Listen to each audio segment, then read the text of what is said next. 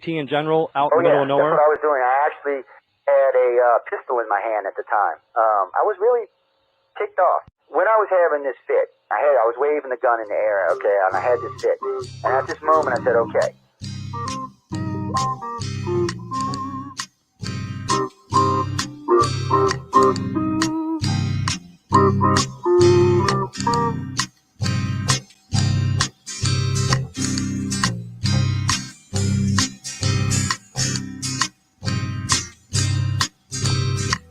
He was a Louisiana man named Montaldo. Folks around called him Six Gun Joe. Worked with ICAR, don't you know? Investigating UFOs. Out for a drive with a gal one night, they stopped to check out the reporting site. When an alien lit right there on the ground, he commenced to throwing his weight around. Now, old Six Gun didn't take too kindly to that kind of thing, especially without Vaseline or anything like that, Seriously. Well, Six Gun looked that critter right in the eye and said, "Any last wish before you die?" Yo, reached for his gun, quick as a twitch, and said, "Fill your claw, you son of a bitch." Now a legend spread across the land about this pistol-waving man. But if you're from space or from Earth below, you don't give no lip to Six Gun Joe.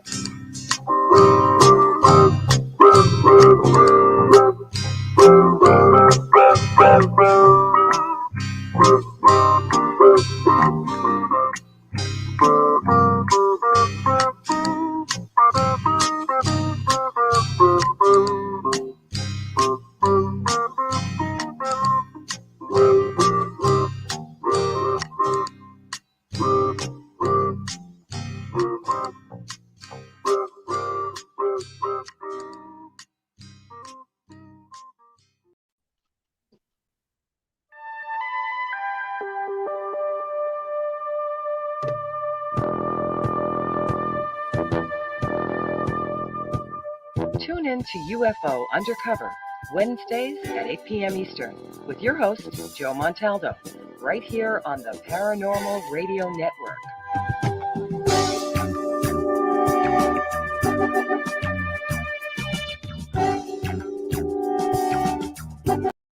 Welcome to UFO Undercover, with your host, Joe Montaldo.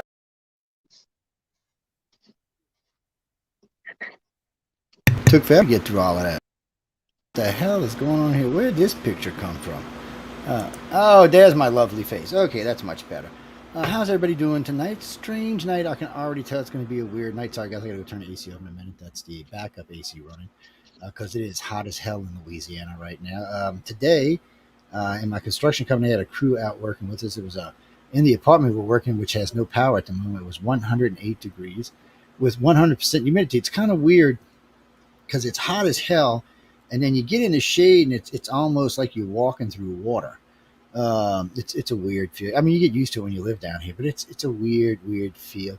I think our guest, who's going to be on in just a second, might have an idea because I was looking where he lives, and he may see some humidity from time to time. From here, yes, Carol, starting from, let me switch over the other comments too so I can see them on the. So starting around mid-May, all the way through about mid-September, it's just muggy. And, it's great because it rains in the afternoon to cool things down, which it does. It cools things down for about an hour or two, and then it's super muggy. It's literally like you can go outside around 6 p.m. and it's like walking into a sauna. And, well, James, you wouldn't see a UFO anyway because everything's steaming up all over the place. Yeah, we'll talk about that song later in the show. We got a lot going on tonight. We're going to be talking to our guests in just a few minutes. Couple of things real quick, and then we'll get into what we're here for tonight. Don't forget, guys, if you're out there working or you're seeing things or you're having strange accounts or seeing weird reports of anything like that, or just having, just in general, seeing things that you can't explain, there's lots of us to contact. And it's not just us these days. There's lots and lots and lots and lots of groups. So, you can always contact somebody local if you see a UFO or you see a Bigfoot or God knows what else you might see out there. And, Jay, what do you mean do I believe in Bigfoot? Let me tell you this. I don't not believe or believe because I've never seen one. And I'm a coon ass, okay? I don't know if y'all know what a coon ass is. I'm liable to shoot Bigfoot and take him home. Okay, so I probably will never get to see a Bigfoot because they'll be, oh no, we're not going around that dude. He might eat us. It's really strange how all of this works out. And how many reports we get. I've been in the field on and off for 40 years, not including all the radio, doing construction, and doing all the other people I talk to from being in the military and stuff. And this is something that's just never going to go away. And what's interesting about that is I see more and more and more and more people doing, how can I say this? Planetary landscapes or extraterrestrial planetary landscapes, which I find fascinating. I mean, some of them are just stupid. Some of them are really, really good. I guess you really have to be into sci-fi or fantasy might be better and have a really good idea if you wanted to go into that. We're going to ask our guest tonight, what he thinks about that, if he's ever drawn any weirdnesses like that. But anyway, we have Zaine Lodhi with us tonight. I was going to try to mess his name up again. He is the illustrator winner from Writers and Illustrators of the Future this year. Volume 38, if I remember correctly. Zaine, how are you, man? I'm doing well, Joe. I'm doing well. How are you? Other than going crazy, good, man. Good. So how? Wait a minute, Zaine. Where I know Zaine. Recently, I heard your name, Tom Wood. Is that where I heard your name at? Right. Yes. Okay. Yeah. I just had Tom Wood on just recently, like 3 or 4 weeks ago, and he was telling me about how flippin' freaking busy he is. And then your name came up in passing. I was like, oh, okay, well that's good. I'm all for put these winners to work. Get them out there and make them earn their keep and stuff. I've seen some talented people. This is my third one I'm hosting. I'm not hosting, but being there as press. And there have been some really talented people show up. Honestly, and this sounds like sucking up, but I really just haven't seen any really bad artwork at these. I hate to call it artwork because I know it's art, but it seems to encompass more than that, because with the fantasy and sci-fi and some of the other bringings into it, it feels a little deeper than just the word art. It probably doesn't make any sense, but no, I agree. It's an illustration. It's a lot about the storytelling aspect. So it's a lot of story alongside just art. So it goes a little past the visual stuff. I know it weirds me out when I'm because I'm walking around, because I've said this many times. You probably hear me say it, but I have about zero talent when it comes to art. I mean, stick man is my guy. Okay, and if it's a girl, it's a stick man with some curly stringies, whatever is hanging around it or something. I'm literally I stick airplanes and stuff like that. I just I know I'm old. I know my limitations, and one of them is I'm just not an artist. Even though my wife's daughters all can draw, I can't. I mean, it's just one of those things. So I'm always fascinated with people with that. Same thing with writers. I'm fascinated with people with that kind of talent, because it's I know it takes imagination, but it also takes skill, and it takes different levels of skill for different things. When I was talking with Tom, we were going through his fire pictures, his fire posters, I guess you should call them. And when he told me how many he sold of the Phoenix, I was like, what? 2 million? Tom, I said, we need to be better friends, man. I said, we need to be much better friends. But I mean, he went through the process of winning. But while I got to go turn to Stacey up, but while I'm going to do that, let everybody know how it felt to just kind of be at Illustrators this year, because you won the big prize. Yeah, I mean, just being there was fantastic. I mean, I've never felt so at home, like with another group of people, because it's all a lot of artists who are into some similar stuff. Like, we're all into the fantasy and the world building, and we have a lot of similar interests when it comes to media, but we've also got a lot of different perspectives, because it's people from all around the world. So it's really cool just to build that community, and we still keep in touch to this day. We have group chats and everything where everyone gets together and we talk about what we're working on and stuff. I mean, it was a really fantastic experience. I mean, it was super hectic too, because every minute of every day was scheduled out, but it was all worth it because there was so much. I know it was insane for y'all. I know it seemed like it was just insane. Artists, writers, y'all were nonstop moving the whole time. Had some great teachers there. I find it interesting because of the range of ages. When the first time I went, because everybody always refers to everybody as youngins. That's not really a true representation of what's there. I mean, Yeah. last year I think it was 17 to 70 or 16 to 70. The year before that it was 17 to 68. I think the year before that it was real close to that. Yeah. So I find it fascinating that even old people can get in there and win. I'm serious, people. You can actually get in there. It doesn't matter what age. Well, if you're too young, you can't enter. But I don't think it really matters what age you are. As long as you got the talent, it doesn't. So who did you match at the reveal? Damn, I'm tongue tied tonight. Who did you match your artwork to? What author did you match your artwork to? Sorry, I couldn't get that out for some reason. I think her name was Azur Arthur, if I'm correct. Yeah, she's a name. Really, really nice woman. She was fantastic. Good writer. Great writer. I know. Draw her story. So guys and girls at Writers of the Future and Illustrators of the Future, they match the artist to the author. Kind of a little marriage made. So the artist does the artwork for the author's story. I've got to say, I've seen 3 years of this now. I'm not exactly sure how it works out the way it does, but the majority of the artwork I see really matches the story quite well. And maybe because everybody there is gifted, I have no idea what it is. I really was looking, I'll be honest with you, I figured there was going to be some, oh my God, that doesn't match my story. I shouldn't be like that, but I did expect to see a little bit of that. And I didn't, which really, really even fascinated me more. I was kind of like, well, this says a lot to one, how professional these people are, but two, how well they pay attention to what they're reading. I liked a lot of the stories. I liked a lot of the artwork. For me, it's like a candy store because I'm not a judge. I'm not there to judge anybody. I'm not there to be mean to anybody. I'm not there to be, hostile press. I'm just there as press and to give people an understanding how they're going to deal with the real press when they get into the real world, because not everybody's as nice as I am. Trust me, I'm not even as nice as I am. It's and I want to see everybody. I figure it this way, Zane, if you made it there, you've succeeded a good bit. And I want to see all of y'all get out in the world. So any good job prospects since you won? Yeah, I currently work 3 jobs. Jeez. I work. Yeah. Me. I'm saying, I take after Tom. Tom would help hook me up with some of these jobs, and it's like I just prefer to stay busy all the time, and I schedule out like every single day of every week so that I have time for all these jobs. So basically, I have one that's game design. I do concept art for a game, and I do 3D models for them. I do one for automotive design. So we're designing some automotive stuff I can't really talk about. No, I understand that. Yeah. But it's super exciting, and I get to do all the concept stuff and like build this product. And well, that's nice to letting you do the concept stuff. I mean, because a lot of times, I didn't mean to cut you off, but I know a lot of times they just kind of give you something and say, okay, here, make this look like this.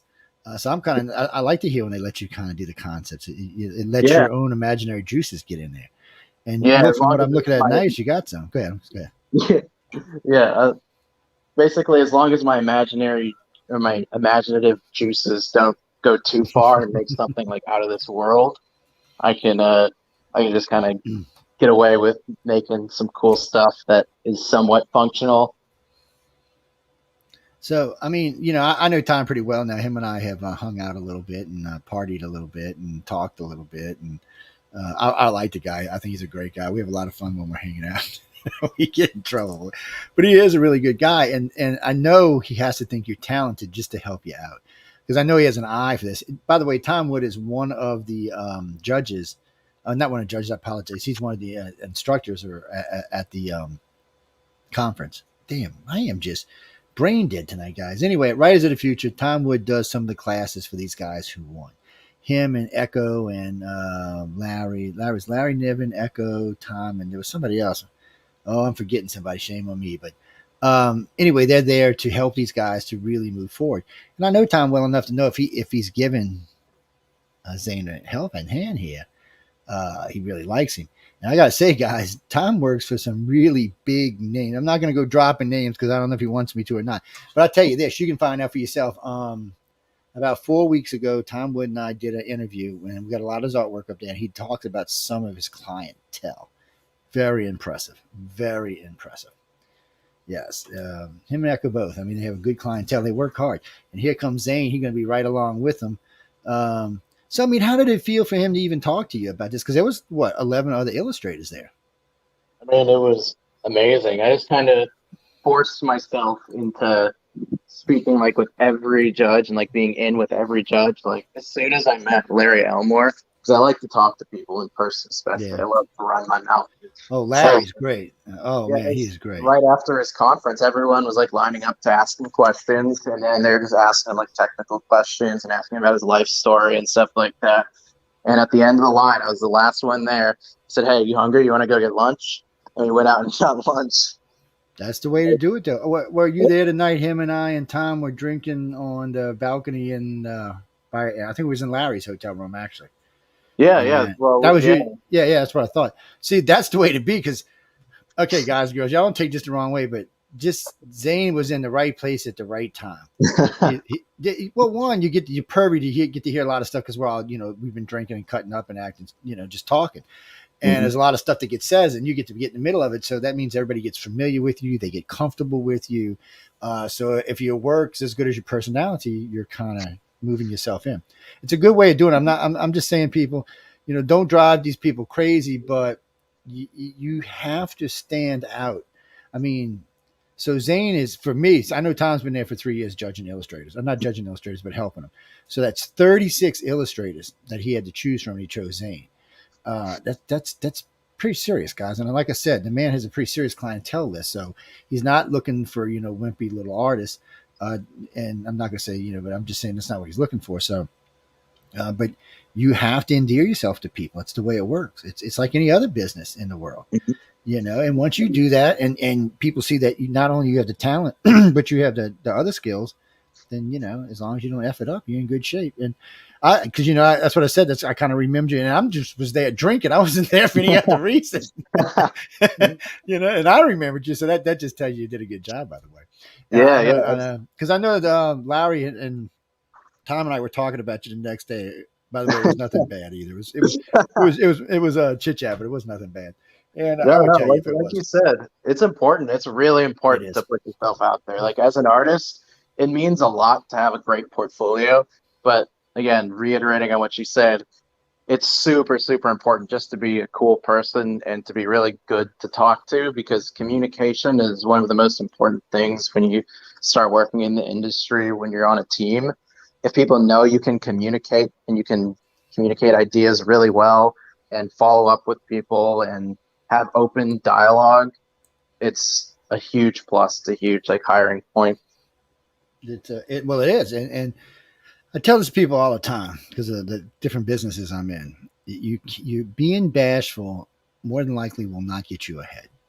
I don't mean people you got to go out there and be completely, a-hole aggressive, but you have to endear yourself to people if you want them to take you serious. And I mean, artwork is great, but like we just said, there was 36 illustrators there, so it has to be more than just the artwork that brings you across the finish line. That's any business. When I'm competing, because in a construction company, when I'm competing for bids, I have to make, other than the price, I have to make myself stand out from the rest of the contract. The same thing when I'm doing radio or interviews. You have to stand out from everybody else. So if you don't, then you're just one of a million. And that's not what I want to be. And I can tell that's not what Zaine wants to be either. Now, Zaine, wait. I'm looking, while I'm talking to you, I've been looking at this artwork over here. Where is this? Is this the cover? Where do I know this one from? Oh, that's from the Illustrators of the Future. That's the image that won. Oh, yeah. Okay. See, I knew it. It's but people, I see so much stuff. That's why. But I recognize it right off the bat when I seen it. This is for the story. See, now, guys, now y'all seeing this. Now, can y'all figure out what the story was? Aha, that's the question. Huh? Work on it. Actually, y'all can find out. It's the anthology is Writers of the Future. It's in volume 38. And it's, I think, coming out like now, actually. No, I think it's the 23rd. But anyway, it's coming out real soon. I do have an autographed copy. I got two One of them's going to get given away for whoever sends the next case of books in to give away to these schools. But I do have a couple. I got a couple of more unsigned versions of 30. I don't know where they keep coming from. I don't. Somebody keeps sending me, but it's not Tom. I mean, it's not John, because John tells me when he's going to send me stuff. He'll call me on the phone or he'll text me, Joe, I'm going to send you some books. I'm like, okay. Because we gave away a lot of Mission Earths last year and a lot of Battlefield Earths last year. We gave a bunch of them away. And they looked like this one right here, actually. Aha, see? It looked like this one right here. And Battlefield Earth in the little baby book, as I call it. Look, people, look how thick this book is. This is 100,000 words. Lord have mercy. This, hold on one quick before we get back into what we're into. This is the volume that Zaine is in, with the big mammoth on there. And you see the little paper, that means it's got his signature in there somewhere. It's so anyway, guys, those are things that y'all can get your hands on and read. Reading's a good thing. You mean behind me? Those are all the great philosophers. Yeah, I've read every one of them too, by the way. It's and there's actually some of the great stories and things like that are in there as well. I like to read every once in a while. So this was from I was going to ask you what's behind this, but then this is from the story itself. Wait, let's go back to the beginning. Where was I? Let me out. Let me out, computer. Be nice to me. All right. Look, see, Zaine's a good looking guy too. Look at this. Yeah, good looking guy out there. Yeah, great monkey boy. I seen that comment. Yeah. Just because he's good looking though. Anyway, we ain't going in there. So these, I see you got a lot of work up here. So we're just going to click this one and go there and see. Aha. The last stuff. So what is this? Was this for a book, or this was just something you were doing? Yeah. This was for a book that I published myself. Well, I haven't fully published it, but I did print a hard copy just to have. That's cool. It was for my thesis for when I graduated college just a few months ago. So basically, it's like this big anthology of like artwork that I've done and concept pieces for this world that I'm building. I'm still working on it more because it's a really fun project, and I want to do some more. Cool looking pic. Yeah. I see a lot of stuff going on in here.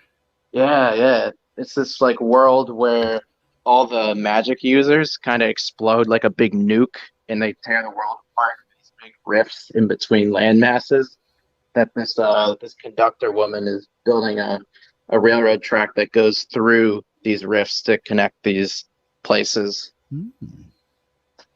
Kind of reminds me of what's his name?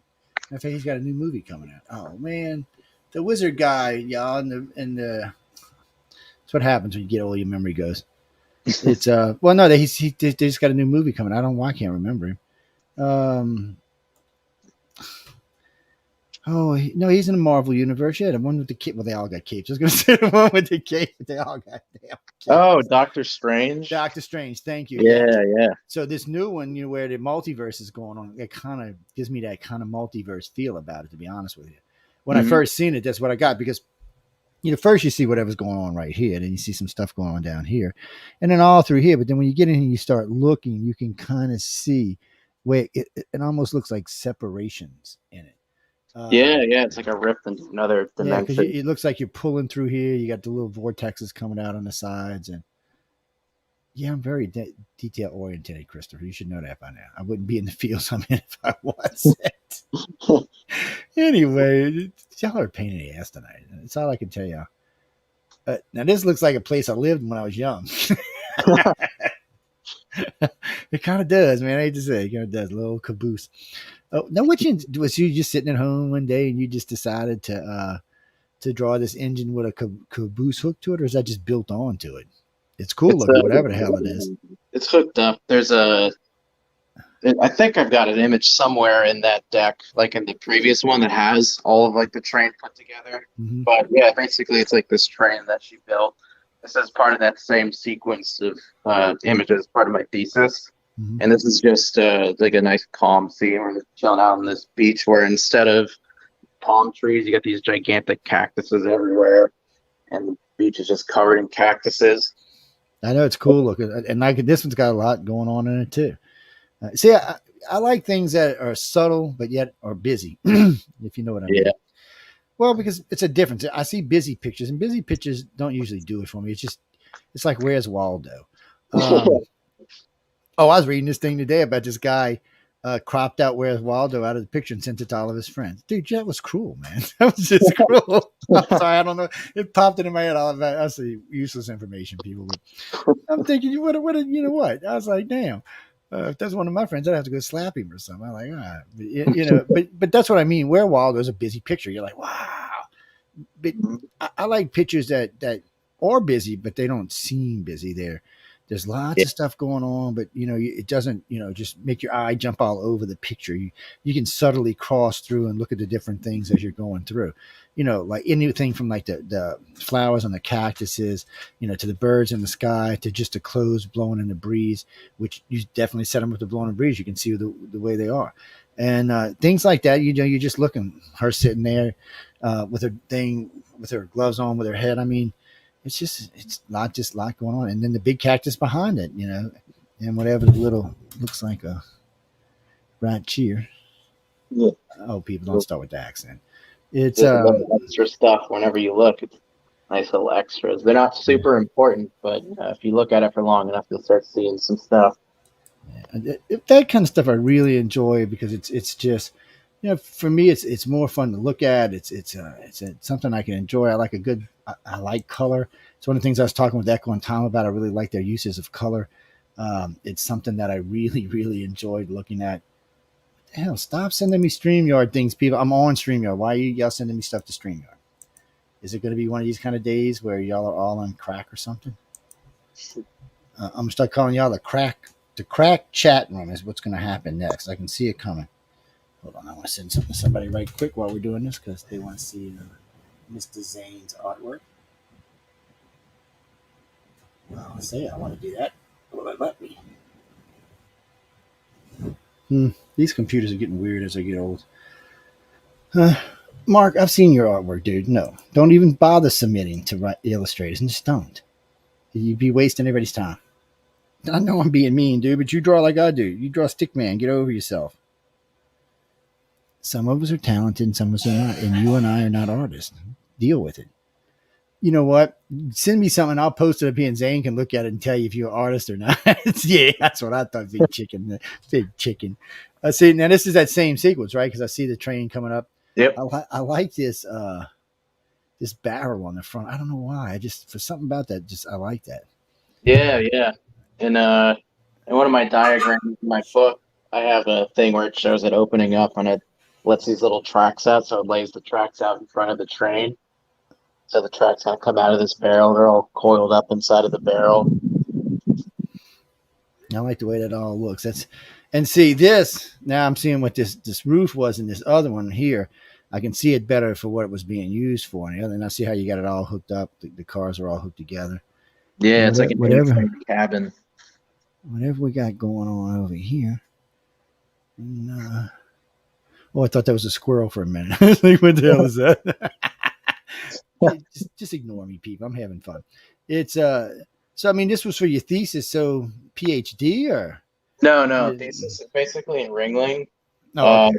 In your first, getting your bachelor's, getting your illustration degree. Oh, okay, yeah, I remember when I got my bachelor's. Yeah. The final semester is thesis. So you just make this book that you plan out for the semester, and you kind of print it out and have like this nice little collection of cohesive work. Yeah, it is, dude. And this is stuff you could probably use in the future for other things. It's just, I like the way it's done. It's you got the smoke dragging behind the train, and I didn't realize it first, but it's actually pulling much further back than I thought. When I look, it looks like it cuts, but then I notice it's pulling way. You got it dragging way back behind it. Yeah. That's just cool looking. Well, no, people. I mean, it's cruising. There's the guy's going to eat y'all if y'all don't behave. Yeah. That's the tooth fairy, people. Yeah, see, if you don't keep your teeth, this who comes and visits you. Yeah, I think I'm kidding you. And there's his minions, the tooth fairy's minions. See, this looks like something like you would see as a toy or something somewhere. Yeah. It's a 3D model that I made for just for fun. It's a little style test because there's this game called Darksiders Genesis, and they have this neat little creature, and I can't find the model anywhere online, so I just decided to make the model Just me. myself. And I Uh, sent it out to one of the concept artists who made the original artwork that the model was supposed to be based off of. And I was like, hey, I'm going to make this model for this thing. He's like, that's super cool. Send it to me. And that's pretty nice to get to talk to that guy. oh yeah, you ought to get you a 3D printer, man. You can print these things. It's I got a friend of mine who does that. He gets bored and goes and draws and does 3D artwork, and then he turns them into 3D plastic artwork. I'm like, really? Some of it looks really cool. Some of them, like, he just recently printed a gun. I'm like, Jesus, Oh, dude, you can. I told him, I said, you know, it's illegal now. You better go register that damn thing. And no, really, people, it works. Yeah, no, it's all plastic except for the firing pin and one other piece, and that's it. And these are pieces you can slide in and out. In other words, you could put the pieces in a pen, like in an ink pen that you're carrying with you. Nobody would ever know the difference. And the gun itself is pure plastic. It looks like a toy until you load it and shoot somebody with it. It's freaky. Who would have thought a plastic gun? I mean, and you can do it off a 3D printer of all things. that's crazy. You know, the first time I heard that, I told him, you're so fully, you know what? And he said, no, let me show you. And I was like, no, that's when I thought I told him it was illegal. I think that's what I told him. See, there's all kind of stuff going on in here. I mean, the more I look, the more I see. Yeah. What do you mean, Jack? So what do you mean? Oh, Jack, where are you from? British Columbia. Hey, man, what's up? You calling from the other side of the country, or I should say, you know, not this country, but the other side of your country. What's up? Oh, what do you mean toy? Oh, so Jack's wanting to know if you could turn these into like toys or destings or paperweights or stuff like that. Yeah, especially that one that you got pulled up, that little blobfish creature. Those things I could just pop into whatever program to 3D print them. They're pretty much ready to be printed. He's already got a little stand and everything to chill on. So if you wanted as like a tabletop mini or something, you could print that guy out and just toss him and be like, yep, this is a toy now. It's cool looking. It's oh, sorry for that. It's I just, and again, he agrees. There's a lot going on in there. Yeah, there's all kind of little stuff in there, man. The more you Yeah, look, the more you see. I love all the little things, like the intricacies. Yeah, he's like me. He likes to see. Well, no, I like, you know. Again, it's busy, but it's not making your head jump all over the place. Look what's going on here. Now, what's this for? This is for a group project that I was leading a couple semesters ago, where basically we were designing this instance in a game. And basically it's this cult that worships architecture, and they replace their body parts with like these stone prostheses and stuff. So you've got like these weird cultist guys that have like roof shingles on their shoulders, or like a pagoda on their head, and just crazy stuff like that. Damn. Yeah. Scroll down, you can see some more of the stuff. There's a lot of concept stuff that goes into this. Oh yeah, look at it. There you go. Yeah, there's a breakdown for a modeler, like the arm function is broken down. So if anybody wanted to 3D model it, it has all the pieces that you need. There y'all goes, guys. Y'all get into all kind of stuff. Oh, what's this thing? Yeah, it's a big giant like fire cannon that has these like arms that push itself forward, and it's got these. Have you ever seen the wind beasts? Like those mechanical things this guy makes that just like walk along the beach like automatically, like the wind just pushes them forward. It's that's just, yeah, no, that's cool. Yeah, that's just, we're just going through as we're looking. Why? Wait, who? No. You think somebody else? No, Jenny, wrong person. No, it's just not the same person. Trust me, I know. I interviewed both of them. Anyway, yeah, you think you can draw? Y'all, you know what, people? If y'all think y'all can draw, okay, or you have any artistic abilities at all, there's this little thing called Writers and Illustrators of the Future Award. So you can submit 4 times a year. And if you win, well, you'll get to come on here and go everywhere else. There's lots of press involved in this. You might get a job, might get a good paying job. You're definitely going to get some money. Now, see, Zaine won the big one. He won. So there's 12 winners. And there's 12 winners. It's 12 every year. And then at the end of the year, there's 2 big winners, you know, that win for the whole group. So there's one illustrator that's picked out, and there's one author that's picked out, and they're the big winners. And then there's quarterly winners.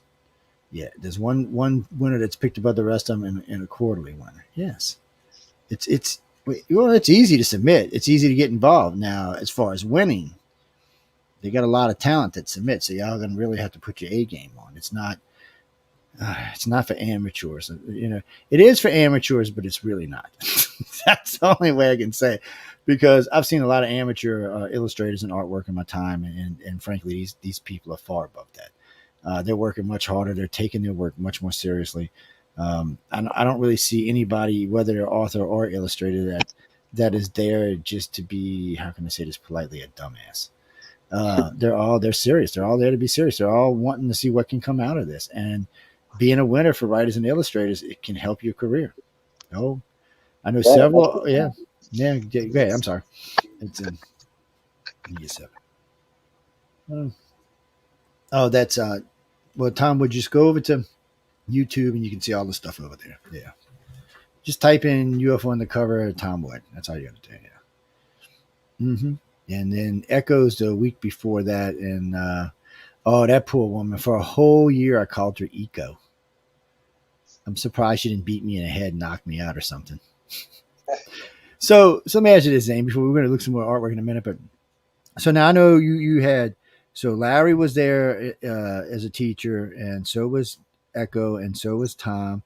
So how different are these three? Because I mean, I know them all pretty well now. So it's I mean, as far as their teaching style, the art style, what do you feel is the differences between them? Because they're great, and they all liked you, so that's a plus.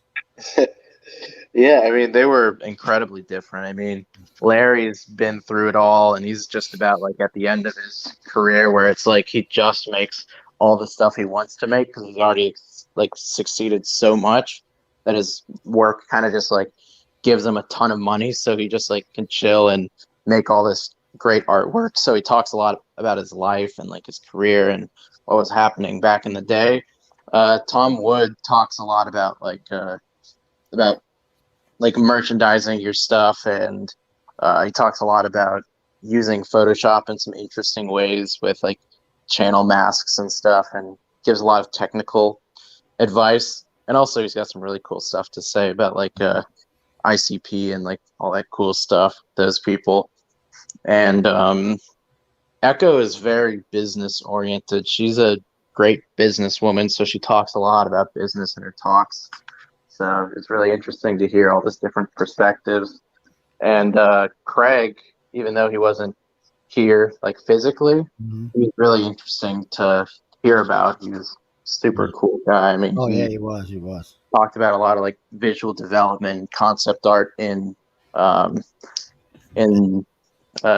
film, because he did a lot of stuff for like B Movie and I think The Book of Life, and they're actually really, really beautiful concept pieces. I call him the Dean Martin of Illustrators. I better watch him. I'm getting in trouble. Oh, and then there was Michael Talbot too. Was there? Oh yeah, Michael is awesome. I didn't know he was a judge. Was he a judge? Nah, he was a past winner. I'm not. He was. I don't know. He was there to be teaching. I don't think he was actually a judge though. Yeah. Michael was awesome. Yeah, because he did 2 classes while he was there. Because I sat in on one of them, and him and I did a couple of interviews together. But I sat in on one. I was sitting in on the one where he was talking about doing the wall art on the side of that building. Yeah, he was talking about how he did it with the laser. And yeah, see people. So there's a lot. If you're listening to this and you are trying to learn this, as you're hearing, there's a lot of technical stuff here. Now we were talking about technical stuff in the illustrating art world, like using lasers or other things. But there also is more than that. You have to understand financing. You have to understand business. Like Echo has a virtual gallery for her stuff. You can shop in her virtual gallery, look at her artwork, stuff like that. It's just these people are in it to do their passion, which is art and illustrating, but they're also here to make money. There's nothing wrong with making money off your passion. And actually, it's a better way of doing it.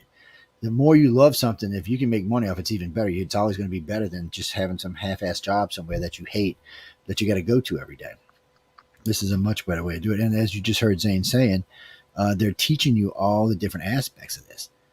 Well, actually, Tom is a businessman. He owns a cattle ranch up there where he lives. I'm not going to say where he lives because y'all don't need to know that. But he's also used his wife as a model. Oh, his wife is gorgeous, so he knows. I've already told him that. No, what the hell? People are weird, man. Why don't you go? Oh, it's if you want to get me in the other chat, go to UFO Paranormal Radio YouTube or God's Extraterrestrials on YouTube or International Public YouTube, and those go directly to into the StreamYard chat. Yeah, they drop straight in. Most of what I'm getting tonight is messenger stuff. So from one of my Facebook, from all my Facebook pages. Well, they're all tied together now. Even my phone messengers is all tied together. Well, no, LinkedIn isn't, but Instagram and all this. TikTok. I'm not going on TikTok, people. Get back. TikTok is evil. It's evil. No, I'm just teasing y'all. It's just another thing to look at. So this guy kind of looks like a scarecrow. I'm getting ready to go to the next one. He's got this like bird, scarecrow, evil bastard look to him or her. I'm not even sure if it's he or her guy. But yeah, it's a him. You can scroll down. You can see some more of the concept work for him, so you can see what he actually is. I like the colors in this one. Yeah, he's like this monkey man. He's carries around this explosive jar, and he's got this tribal mask on. He could be a djinn, people. For all y'all crazy djinn lovers out there. Well, look, you see, he could be climbing out of this, that, yeah. Could be a drum or a vase. So either way y'all want to do it. Mm-hmm. I'm just, if you start getting weird mails from these people watching us tonight, we got, I don't know what we got. We got some strangers coming in tonight, though. They do that when I get too far away from certain topics. They get a little. Ooh, I like this one too. Now I know you're busy because now you picked up some work and Tom's introduced you and you picked up some stuff. But I was telling some of the other people, so many of these gaming companies, including this one that came to New Orleans, is looking for illustrators. They're looking for authors. They're looking for illustrators. They're also looking for tech people. If you know programming people, if you don't know how to program, they're looking for that as well. But these are the kind of stuff you see in a lot of these fantasies and a lot of stuff just like this. This could be like Conan on steroids, man. Yeah. I mean, Conan's already on steroids. That's true. All right. Extra double steroids. Anyway. Yeah, Conan was probably already on steroids back in the day. I won't even argue that fact. He was a big old boy. I mean, he still is pretty big even today. Yeah. No, I'm definitely interested in the gaming field. That's why I do a lot of the work that I do, because I'm like, yep, this is what I've wanted to do for a long time. Like ever since I was a kid, I've wanted to work in games. Like I kind of just knew what I was going to do, and I was like, yep, no matter what, I'm doing this. So it's been really nice. So, you have a favorite medium you like to work with? I mean, some people tell me they like using the computer. Some people say they like sketching. Some people, Echo says she likes to paint oil. Yeah, I mean, I know she don't get a chance to do it a lot because there's not as much money in it, but still. Yeah. I mean, my first love was oil painting because that's where a lot of artists get their traditional background. Mm-hmm. But personally, I think in terms of the results and like what I can do faster, I prefer digital. I really do enjoy digital. I mean, sometimes it's like complete hell to get a piece out, but sometimes it is really, really, most of the time it's very rewarding and you get a cool result. So I like digital a lot. It's what I generally work in, and it's the industry standard for most game studios. Well, that's the way to do it. It's because at least half of all the illustrators I've interviewed say they prefer digital art. They all, don't get me wrong, ladies and gentlemen, all of them can paint and all of them can sketch, but at least half said they preferred working. Now, I will say this: all of them said they knew how to work in it. So that tells you right there, it's something you need to know if you're going to be an artist. Let me rephrase that. It's something you need to know if you want to be an artist that's going to make money. How's that? Well, because, I mean, anybody can go oil paint, and you can go down to French Quarter. They got a bunch of people down there. They charge $100 to paint your portrait while you're sitting there, anything you ask for. And they're quite good. I'm not even saying they're bad, but, if that's what you want to do for a living. Or, there are oils used for like the Mardi Gras posters. They still use oils to make the screens for the posters.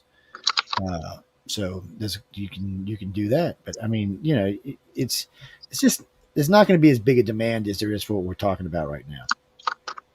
Yeah, when it comes to like concept art and stuff for games and for films and for a lot of things. Generally, digital is the way to go because it's the fastest way that you can iterate.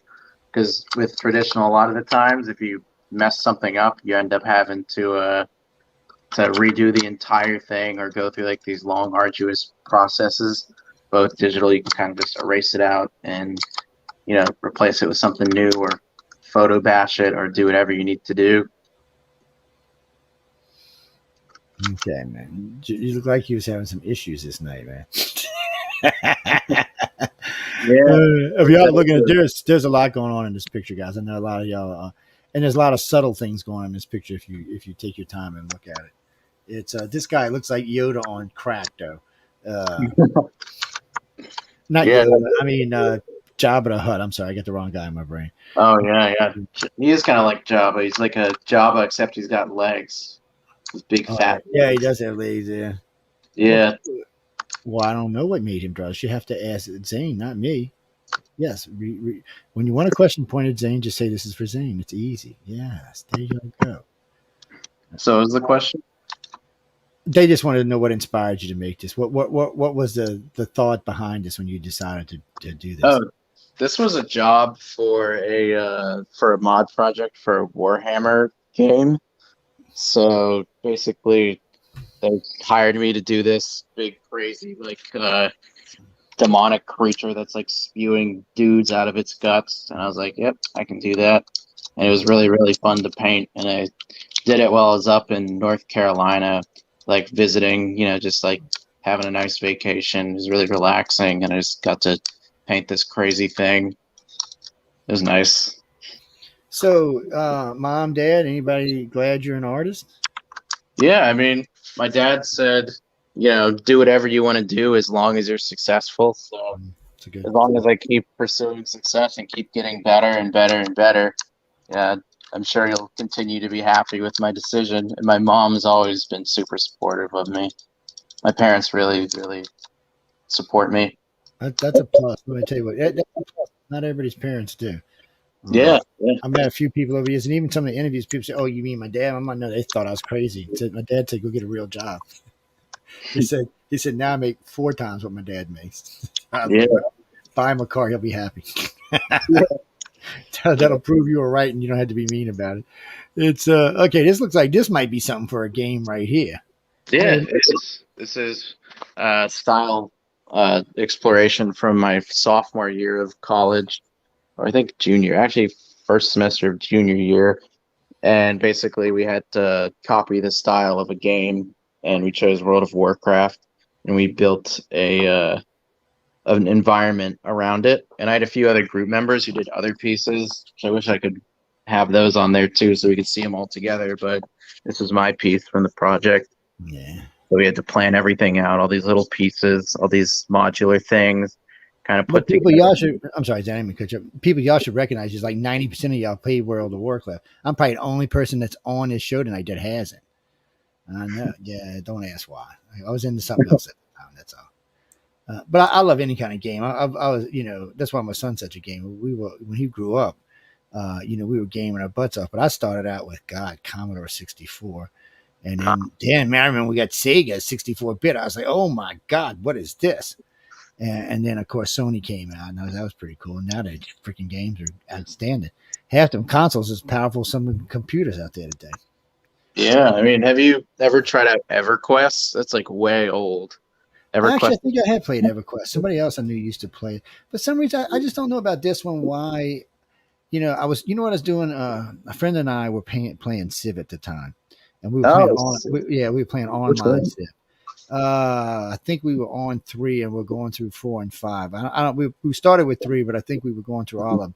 But we had this big online group that played, and most people don't realize it, but a 64 country Civ game can last weeks. And, it's not like you're just going to play the game. It's not how it works, and they're way complicated, which I really like complicated games. But I was into it. But I remember when World of Warcraft came out because my oldest stepdaughter loves it, and so does my grandson. They just love it. They just play it all. They still play it, and they were hooked on it. They were trying to get me. I said, "Well, I can't really do 2 at one time because World of Warcraft is a fairly involved game in itself." And I was like, well, one insanity at a moment, because I had a career and jobs and radio stations to run, so I had to kind of limit. But I've always liked gaming, so it doesn't really matter. If it's a decent game, decently done, I'll probably play it. It's eventually I'll get around to this one too. Lucky for me, like as an artist that works in the games industry, I can just like play games and they become tax write-offs because they're all right. That's just a cheat, man. Don't stop me bragging now, man. Inspiration in quotes. So I just get games written off. Really cool. Well, that's a good thing, though. I mean, we was talking about, that's one of the things Dean and I were talking about at this year's thing, what you can write off and what you can't as an artist or a writer. What kind of stuff can you write off? There's a lot you can write off. People, wait, what's going on over here? Is that arms and legs hanging out of that? What is that? Oh yeah.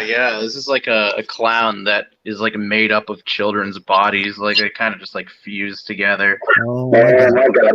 Yeah, it's really grisly, but I thought he was really cool. All these alien people are going to be cussing you, man. There's a lot of fun like things going on. It's like in his animation sketches on the right, it's like he kind of just falls on his face and it looks goofy, and then he just gets up, like the arms and legs push up, and he starts crawling at you like an insect. It's really freaky. Yeah, I bet you it is freaky.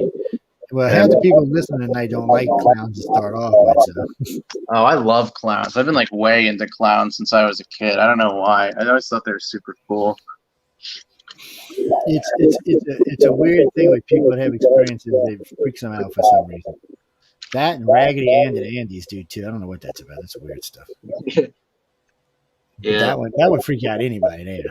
Yeah, if you scroll down, I have like a whole circus full of people. After the 3 that you looked down and saw, there's a full like different critters.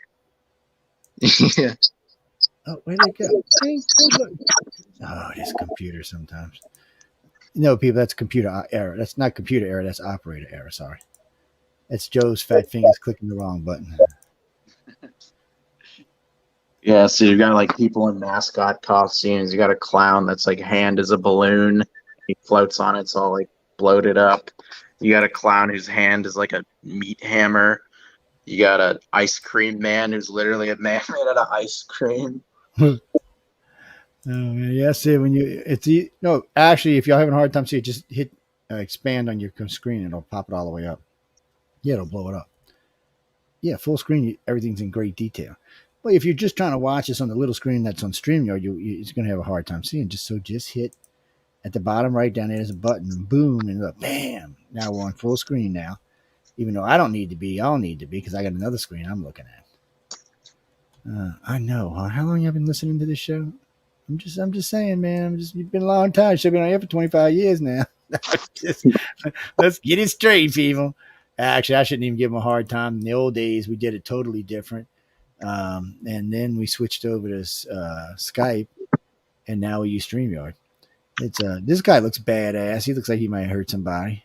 Yeah, that was actually a way old piece. That one's still in there, but that was from sophomore year of college. It was a commission I did for someone. This portrait of this like cyberpunk like gas mask dude.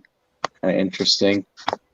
Yeah, because it kind of looks familiar for some reason, it probably just looks like something. There's so much of these pieces with their faces covered up. And what do you mean you don't know what steampunk is, Mike? This is more cyberpunk, away from the steampunk stuff. A little more actual technology, more like neon lights and crazy stuff. Oh, you don't know that? Well, look it up. Look both of them up. Yeah, that way you can have a better understanding. Yeah, it's you're not into this kind of stuff. That's why. Well, like for illustrators and writers, what are the categories? I know there's sci-fi and there's fantasy and there's several other categories. No, they're actually kind of strict people about blood and gore and sex. Yeah, I would say writers that features more like PG-17 or no, maybe not even that, maybe PG-13 or something. Yeah, I'd say more like PG-13 is the demographic, because I think it's the book at the end of the day is like a YA type of book, so it's like age range of like 12 to 19, something like that, 17, I think, something like that. Yeah, they do. Well, anybody can read them, and there's a lot of great stories in there, and there's a lot of stories in there that were expanded, could make good movies. But he's right. Really, these are really just a catch.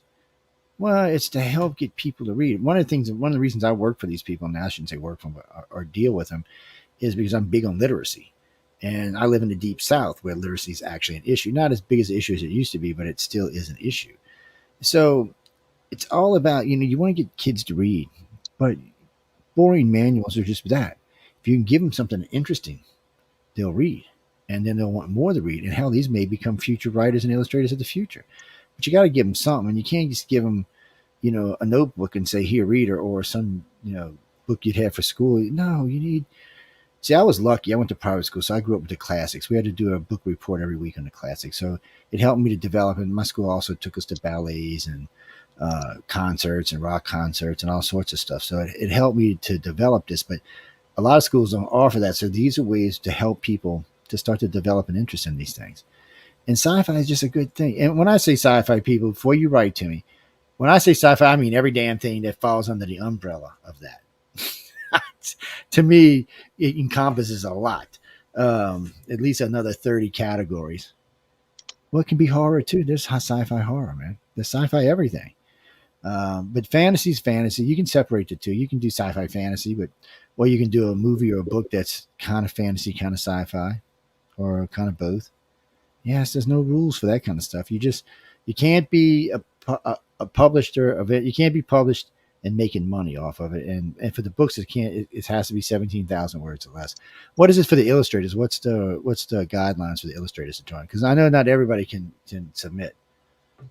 Yeah, for illustrators, basically, it's just I think 3 pieces, and it can't have like excessive gore, nudity, or anything. But there's not too many requirements for the actual illustration submissions. It's just all of like the stringent stuff comes when you move into the next round, when you are assigned a writer's story, and you have to have art direction from the judges. I recognize this guy, man. Who's this guy? Yeah. So wait, since this picture's up, any warning that you were going to win?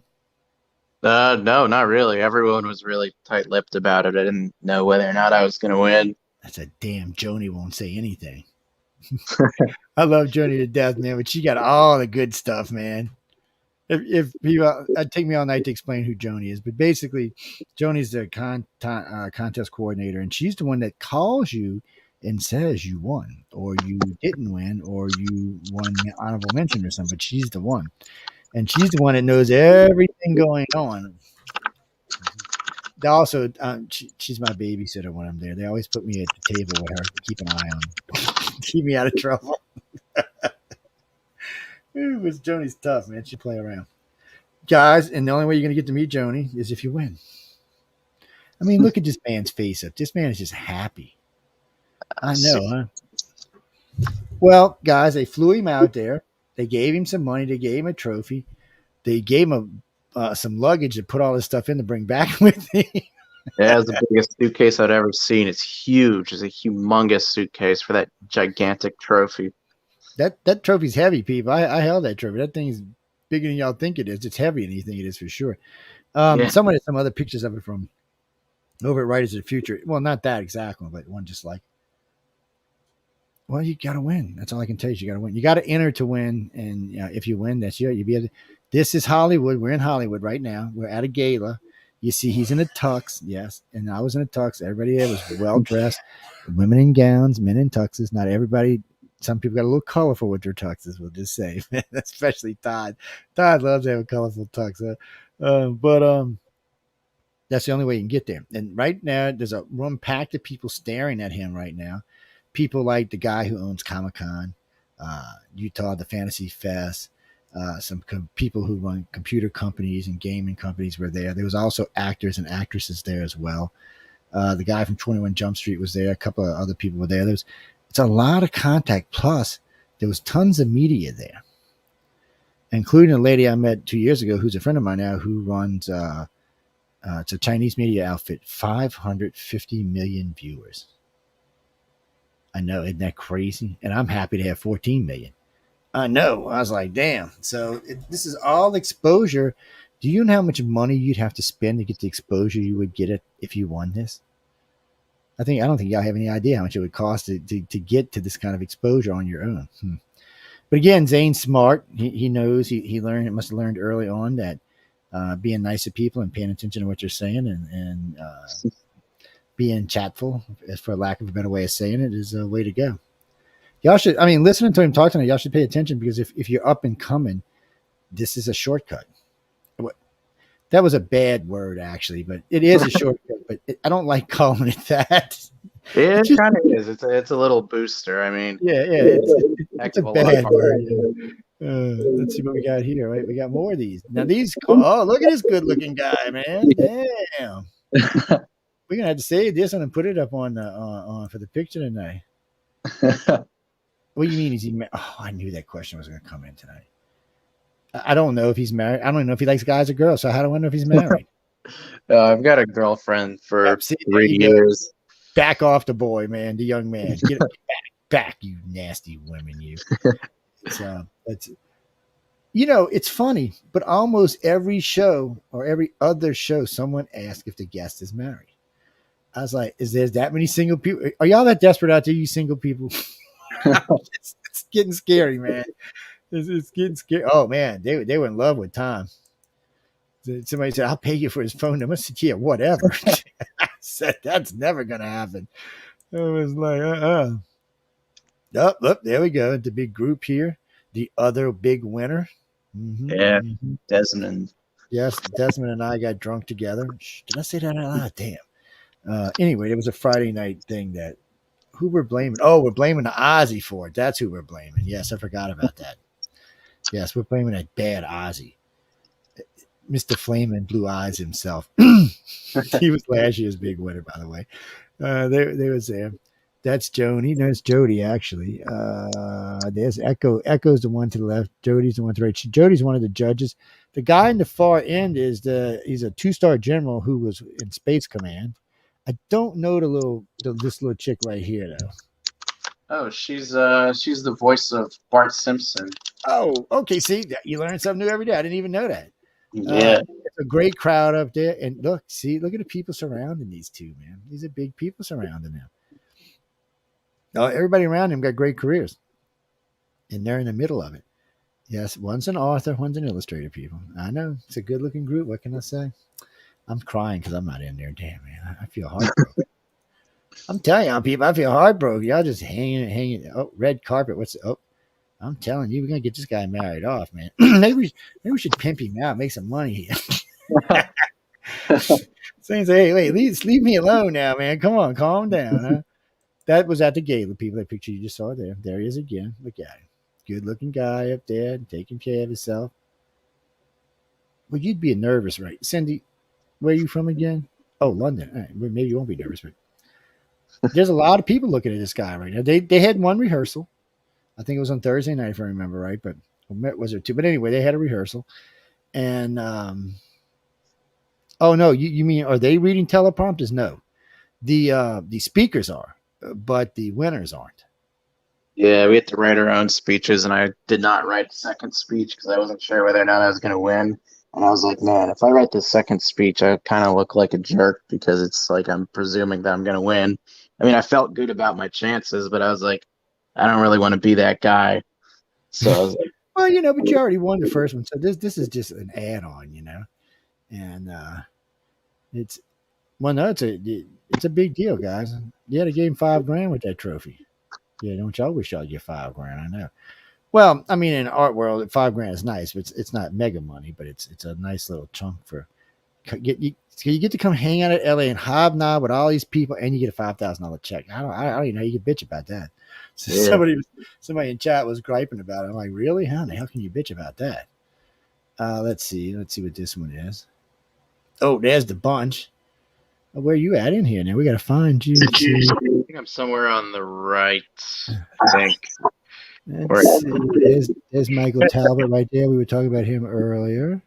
I'm in between the girl with the red hair and right is above. That you right there? That's me. Okay, there he is. He's hidden in there, man. They stuffed him in there. Well, obviously they didn't do illustrators and writers, so they got y'all mixed up. Yeah. Uh, that's Joni we were talking about earlier. That's her. That is Emily. That's Emily Goodwin. That's John's wife, but she's the one who put all this together. And this is Miss who runs.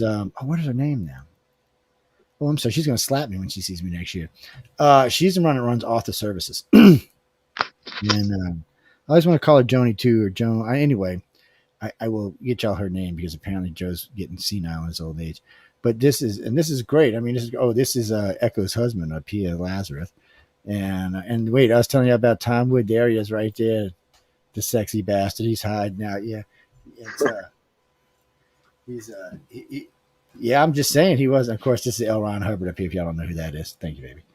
It's Now there's a lot of great people. This is when I said Todd earlier. This is Todd right here. He's lovely. See, this is Dean over here. These two characters are well worth meeting right here. I'm just saying they're well worth meeting. Everybody there is well worth meeting, but these two characters are well worth it. So this guy and this guy and this guy, and I'm not in this picture because I'm not part of this. I'm press. While hanging out on one night, we were talking about that earlier in the show. But there's a lot of great people in this group, and there's a lot of fun people to talk to. Everybody here was proud to be here, and I got to say this, and you can answer this too because I don't know I can't say it from your side. I've been there for 3 seasons now, and I haven't heard any bitches. And last year, not last year before last, Tom and I and Echo invited everybody up to the suite, and we all got drunk. I mean, we got drunk. There was like 14 of us in there, and this suite. I had a nice suite, but nobody had a bitch, and because now they're loaded and it's over with. So if you've got a gripe, that's the time to say it. It's over, it's done. Everybody's got a nice buzz. The only thing that got me a little nervous is one of the contestants from last year or year before last said he wanted to ask his girlfriend to marry him on stage. As soon as he said, I said, Emily would have killed you. You know that, right? I said you'd have been dead, buddy. I said she killed you. Dead. We'd have heard a thump. What the hell was that? I said, I don't think that was going to fly, man. He said, really? I said, I don't think she would have appreciated it. But this is the good ones. Right. Well, you can't see what I'm pointing at. Sorry. This is the good ones right here. These are friends of mine. All of them are friends of mine. But this is John. Is a host, one of our hosts on the network. And he hosts Writers of Illustrators. He hosts their radio show. But everybody here, if you get to meet any of the bottom row and even part of the middle row, these judges are great. These class runners and judges are great. You will have a blast. They will work the bejesus out of you. So for you, you get there. So what are you thinking when you get there? So you get there, Zane's going, all right, I'm there. I get to just hang out, stay in a hotel room. I got a roommate, but we chill and get something to drink and listen to a couple people. They work the hell out of you, man. I was watching. They work the living hell out of you. Why don't you tell them a little bit about it? Yeah, I thought that it was gonna be like I thought it was gonna be a nice little chill thing. I get to explore LA, but no, every minute of every day was scheduled out like something to do. Like we had figure drawing classes, we had a ton of lectures to do, we had photo shoots, we had media stuff, we had book signings. There's so much stuff going on all the time, and at the time I didn't ask for time off like from my job. So basically after everything I would work my job at night and then wake up in the morning again the next day and just do that every day. There's a lot going on. It was. I mean, I sat there and see, it was funny for me because the year before last, I spent a lot of time with the illustrators. This year, for some reason, I ended up spending a lot of time with the writers. But I sat in for one of Tom's classes, one of Echo's, and one of Michael Talbert's. And I'm watching while they're talking, and this is true for all 3 seasons I've been here. So, ladies and gentlemen, you have to be there to understand. So they're in this room, this little area where they got a little stage up there, and they talk. Sometimes they got models up there, sometimes they don't. Echo likes to do models, and but anyway, they usually will bring in a model every year. But regardless, anytime they're talking and doing stuff, if you look around the room, you will see every person in the room is drawing. Everyone. Well, no telling what it is. Some are doing it on paper, some are doing it on their computers, but everybody is. It's a weird thing to watch. And they're watching and listening to whoever's on stage talking. I'm not talking about when they're doing the models. This isn't drawing the models. They're just doing, whatever concept that's being talked about on the stage, they're actually putting and transferring it onto their computers or paper. It's great to watch, especially when you can only draw stickmen. It's great to watch. And, I was sitting because I like to sit on the back, on the very back row where I guess it was like a bar at one time back there or something, because everybody sits down on the couches on the floors. And I love watching y'all. To me, watching y'all were more fun than watching the judges, because I'm friends with the judges, so I can call and ask them anything. But y'all were just great to watch. Oh, yeah, it was great, people. And again, the only way you're going to get to go there is if you win. I go there as press. No, I'm not going as a winner. Even though I'm about 10,000 words into a book right now, but it's going to be over their limit, so I won't get to submit it. Maybe I'll send it to Zaine. Zaine can do some artwork, and there's a bunch of stuff on this book. What do you mean, Jeannie? New banners? I'm not going to. No, that's cheesy. I'm sorry. Y'all can do new banners if y'all want to. What do you mean? I'm not going to ask some illustrators to make me new banners. They got way bigger fish to fry than worried about getting me some banners. Get the hell out of here with that. There's 36 of them, but they're all going after careers, and they want money, people. They're not playing around. These ain't. I'm working for 50-cent people. What the hell y'all thinking here? No, we'll do like we did last year. If y'all think we need new banners, we'll do just like we do every year for banners. You can either come in and make a banner for the show and get your own free show for a year if we use it, 1 hour for a year, or we do other things. We give away other stuff too. So yeah, I'm not, but no, that's something for y'all to do. Yes. You can even go use my PicMonkey account. Oh yeah, if I use PicMonkey, I'm talented. Oh yeah, now people. Oh yeah, I'm not talented like Zaine, but I got some talent to use PicMonkey because I ain't gonna draw. I just drag and drop. Oh, that's on my part. All right, no, we get some other pictures. I'm gonna shut up so we get some other pictures. No, I think Zaine can do quite well if you ask me. So Marsha is writing in from Washington D.C. Hey, out there in D.C. She wants to know, what is it you're looking to accomplish in your art, or where you're trying to go with it? Is it just about making money? Is it a fulfillment of something you need for your soul, or is it something else? Good question, by the way, girl. Yeah, that's a great question. For me, it's very much a fulfillment of the soul sort of thing, where the jobs that I want and the places that I want to go and continue going up and reaching are all ways that it's like, I know if I work there, I'll be working with some of the best people, which means my skill gets up a lot faster because I'm under these people's guidance. So basically, every step that I'm doing and all these companies I'm looking at aren't for the money.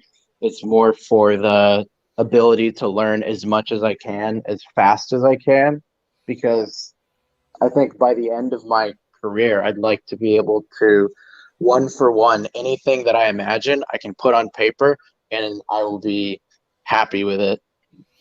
That's a good one. It's no, people. Bottom line is, if you're good and you're talented, money will always come. You can chase the money if you want. I'm not going to lie. I know a lot of people. I never chased money. When I got in construction, I got into it because I had been in other businesses where I was just, general manager, a supervisor, stuff like that. It just didn't suit me. I just didn't like it for some reason. It wasn't the money. I was making excellent money, but it wasn't that. So I decided to get into business for myself. I like to starve the first 2 years. Oh yeah. And then my wife just had a kid right in the middle of that. Well, she was working, but still we were starving. And about the third year, it started taking off. And then the more I liked it, the more money I made. And these days I work more than I used to, but still, I always tell people, if you can do something you really like, you're going to be much happier in the long run. And it's usually going to be much more financially rewarding because you're putting your soul into it. It's a difference. No, that's him. That's the two winners. Yes. What do you mean it don't look like you? You need to go put some glasses on. Joe's rude. Of course Joe's rude. You've been listening to me a long time. I'm only nice to these guys when I'm out there. The big wigs again hanging out. Yeah. See, that with the big wigs, man. These are big wigs. That's Echo. Oh, Echo is hilariously. She is fabulous.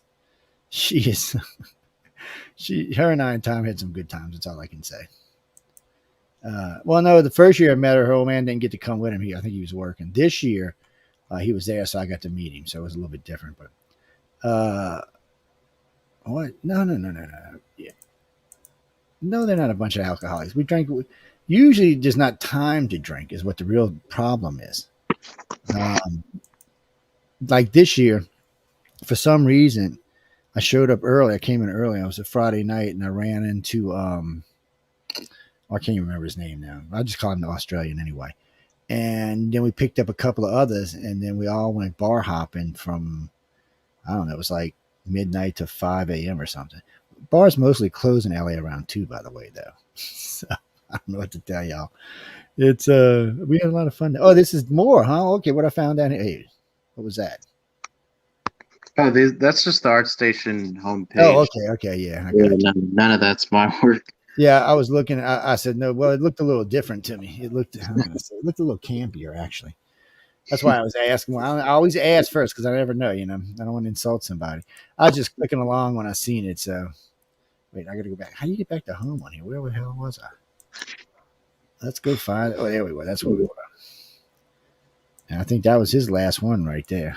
Yeah, that was the last piece. It's my oldest piece that's in there. See, and I see. I was looking at like when you do the sketches and all. Wait, let me get out of here. Y'all don't need to be reading my mail. It's well, no, that was just a letter from the person who booked it, Carmen, if y'all want to know. But I always like looking at the sketches, the raw sketches. I don't exactly know why, but for me, it's just something I like. I guess because when I was in the service, I read a lot of schematics, and I guess because of that, I've got this thing for sketches now, and it's a weird thing. I just like seeing what the product came from. I remember I don't know, I was 19 or 20. I was in the French Quarter. I just met my wife, and we were walking through the French Quarter, and we were looking for some of Larry Harris's work. Now, he's the guy who did The Devil and the Angels for Mardi Gras. It was about 10 years worth of these he did. And I was looking for some of his oil to see if I could buy one of his oil paintings. By the way, I was broke, people, so I was hoping it was going to be cheap. Now, this thing is like, I don't know, 4.5 foot, 5 foot tall, 2.5 foot wide. I found 3 of them. 2 of them were for sale, but the one he did where he's standing there, he's standing behind one girl in white as an angel, one girl in red as a devil, and Satan standing behind him with both his hands on their shoulders. It's a Mardi Gras poster for New Orleans. It's an outstanding piece if you get to see it. And he was selling for $37,000 because the artist had passed away. I was like, damn, a year early, and I got it for like $750. But it's great stuff. I mean, but reason I was bringing it up is because I had seen a lot of his original sketches before he did the oils. But all his posters was made from the oils. That's what they used to make the posters from. I was confused about how all that worked, to be honest with you. Carrie, no, Zaine can't submit again. Only once. You can only be winning one time, my friend. Sorry. You'd have to ask him about that. Oh, what do you mean? Oh, okay. Well, I'll ask him. Yeah, it's not a problem. Let me close this right quick. Louisa, where you at anyway? Louisa, New York. I kind of figured that's where you were from. She wanted to know.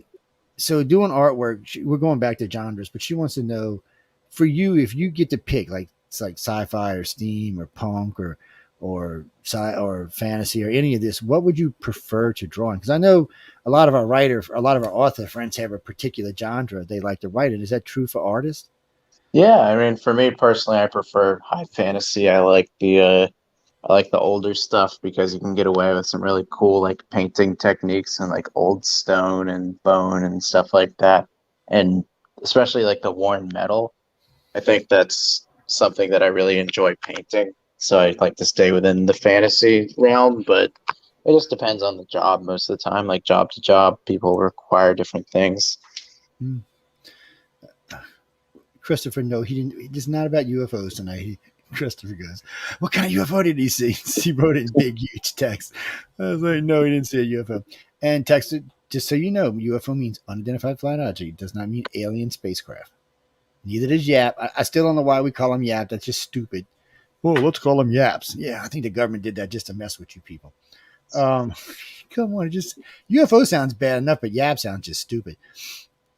You mean UFO artwork? You mean alien art? Oh, yeah, I wanted to ask you about that. Let's go. That's a whole different subject. But so lately, even some of the illustrators or authors, some of the artists I met at these different Writers of the Futures, some of them were doing the only way I could describe it is alien landscape. But it wasn't just the alien landscape. They were doing an alien sky with the alien landscape. So, like a picture the other day, the guy's doing it's a kind of orangish, kind of looks like the color shirt I'm wearing, planet, and it's got a bunch of stuff going on. But then he does this skyscape, kind of reminded me of when Jodie Foster seen the four stars merging together just before she landed on that planet. That was a great event, and you kind of use the same celestial event type thing. And the sky was really pretty, lots of colors in it. And then I've seen a lot of other ones. Is there something to drive in that, or is this just something people are doing just to do? I'm just curious because, like I said, I'm not an artist, and every now and then I notice things will run in phases. Like somebody starts it, and then a bunch of people follow suit. And I do find these scapes pretty, but I'm just not sure if it's being done for gaming, if it's done for self pleasure, or if it's just something people are doing. Any ideas? Oh, go ahead. Sorry. No, go ahead. Yeah, you good. No, you good. Go ahead. I was gonna say, I guess it's just, it's a very case dependent thing. A lot of people are doing it for themselves, but I'm sure there's a fair amount that do it for games because a lot of games have designers that specifically design skies and stuff for their planets, which is pretty cool. I know World of Warcraft does that, like back in like 2006, 2007, when Burning Crusade came out, they had some really interestingly painted skies that were super unique. See, that's stuff like that's weird to me, but I still like it. I know I picked up a taste for it. It was one of the games we were playing, some game where you could warp the planet to planet, but it would let you customize and design your own worlds from skies to grounds to all kind of stuff in between, which is cool. I did like the fact that it did let you do jump technology, and you had to be accurate. In other words, the computer didn't do it for you; you had to do it. And I died so many times the first year I had the game; it wasn't even funny, people. I'm not kidding you. I ran into planets. I smashed into suns. Anyway, we ain't going to get into that. I just died a lot of times. Just a lot of times. Well, when you first learn in a game, sometimes you can really screw it up. Right now, you mean me? No, I'm not gaming anything right now. No, I'm too busy. No, if I wasn't, I would be. I like gaming. I think it's a good stress reliever. I'm not going to hate on gamers. No, I used to play a lot. I mean, I played all kind of stuff. What you mean? One of my, you know what? I hate to admit this on radio, but one of my favorites was Pebble Beach. I'm sorry, guys. It's a golf game. I know golf is so boring, but I like that one particular game. Now we were playing Star Wars and a bunch of other stuff at the time, but for some reason, I just liked this one particular golf game. It was good. It was fun. It was challenging. That's why it was challenging. Sony PlayStation, the first one. Yeah, that's what it was on. Pebble Beach is what it was called. Yes. Well, I don't need a game station anymore because I have an Apple Mac in here, which will play any game that they make or anything that will be played on Sony. You can play on the computer. Yeah. Well, Sony, and I don't know if y'all know this or not, but Sony's drives, what they use for like what plays their game, their disk drives, are the same ones in their computers. They're exactly the same. So you can play anything that you can play on one of their game stations on their computers. It's just you got more power. That's not necessarily true. Most of the time you'd have more power, but the new game stations have a lot of power. They're not what you would think of in the old days. There's, sometimes 16, 18 gigs of RAM in there, 64 gigs, I think, in the new one. So they're not, big chips, 4.0 stuff like that. They're serious. They're not just gaming stations. They can be serious computers, but they're gaming stations. 8 gig video cards, things like that, 16 gig. I mean, they're serious gaming stations now. Yeah, and if you're going to game, you're going to have fun. You enjoy it. Well, it's fun. I just don't like paying $1,000 for a gaming station. That's all. Man, I can get a beast of a computer for $1,000. Even in today's market, I can. What's that? Creatures. So Stephanie's writing in. Stephanie, where are you writing in from? San Diego, California. How there in San Diego? How are you doing? Mythical creatures. Oh. So she says, have you done any artwork like a mythical creatures like from that J.K. Rowling's new series she's got out? Those 3 new movies she's got out. Is that what you're talking about? Yeah, mythical beasts like that. Have you got into anything like that or drawn anything like that? Yeah, I've drawn all sorts of creatures. I mean, one of my favorite things to draw are like monsters and creatures. I had like this salamander creature that I had a while ago. It was like some aquatic ambush predator that had this coral structure that grew out of its head like bone, and it kind of lured fish in, and then it would eat them. That was a pretty cool one. And way back when, I think in like freshman year of college, just a couple of years ago, I did like some paintings of, like skinwalkers and stuff because I thought those were really cool. Yeah, well, that's some cool stuff to be painting right there, or should be drawing, I should say. All that stuff is fun because I just like looking at it. It's a lot of fun to look at or to talk about. I notice a lot of pieces you can discuss these days. And wait, what's that, Marky? Marky, dude, it says Marky Mark. You like the artist Marky Mark? Is that this? Because if it is, I'm going to give you 5 tons of crap about it. So you better not say it is. Anyway, Marky Mark, where are you from? You're from Disney World? Well, nice to see you down in Orlando, Florida. Well, you're not too far from our guest. He's in, where you at? Sarasota, right? Yeah, Sarasota, about 2 hours out from Orlando. What do you mean you don't know where Sarasota? No, I'm not even going to, just never mind. Well, I'm glad you're down there in Disneyland having fun. Yes, that's all I can tell you.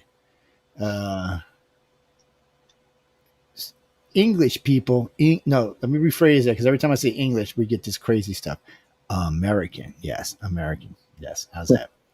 I got to tell my Brit friends that all the time because we have different words. Our words mean different things. If you've never talked to a Brit before, Aussies aren't that bad, but Brits, a lot of their words mean different things than our words do. Y'all will find out if you talk to them long term. I got a lot of friends over in the UK and in England, and they speak just like us. It's just some of their words have different meanings. You'll find out. Just go talk to them. Yeah, it's a little bit crazy. And if you talk to anybody from Scotland, I got some friends from Scotland. I never know that. I got a bad accent. I'm not going to deny I should never pick on anybody with an accent, but I ain't got nothing like this. Like, I'm like, what the hell? I'm like, stop. Let's try this again. Let's go real slow. Now, what the hell are you telling me, man? It sounds like something from a Boggy Creek monster. Some shit just crawled out of there.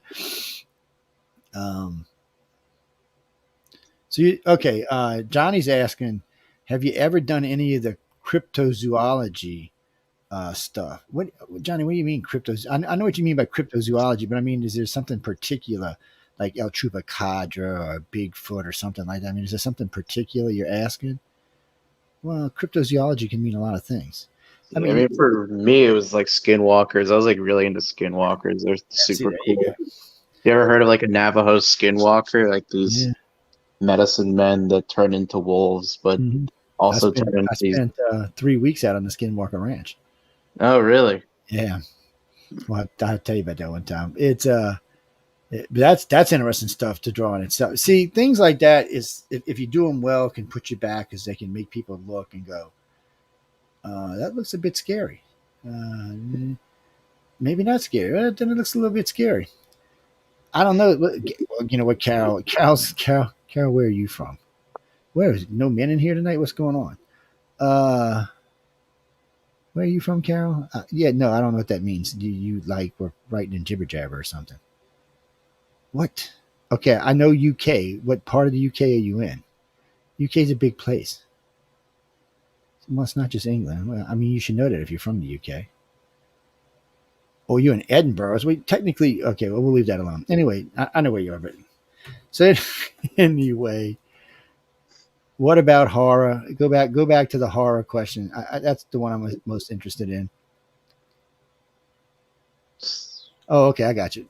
Well, y'all need to like spell check them before you post them because when I read them, it's like jibber jabber sometimes. So anyway, she wanted to know when it comes to horror, do you draw stuff to scare yourself or to try to scare somebody else, or you just draw it because that's what you feel like drawing at the time, or painting at the time, or using a computer? Yeah, most of the time when I do horror stuff, it's either just because I think it's cool or because it's something that the job requires. Like generally, like a job will be like, hey, we need this sort of spooky thing that plays off of this fear, or this weird like giant monster that has a bunch of guys coming out of his guts, like that sort of thing. It's just based on the job most of the time. Now here's some cryptozoology you can sketch right here. Tell him, I am the evil black alien. I was going to say gray alien, but since she's black, we'll just say black. She's an extraterrestrial, people. She's my own pet extraterrestrial, yes. Look at her. I mean, how else do you think an alien's supposed to look, people? It's, what's that, Mike? Oh, finally, a guy that writes in. Hey, Michael, how you doing? Where you are, Michael? I thought you were angry, but you're not. I can tell by your text. Where are you from, my friend? Brazil. What's going on down in Brazil? How's you doing down there, man? I bet you it's hot down as it is here, huh? I bet you it is.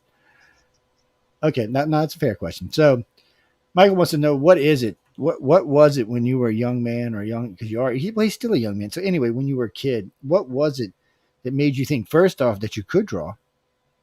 And what was the real?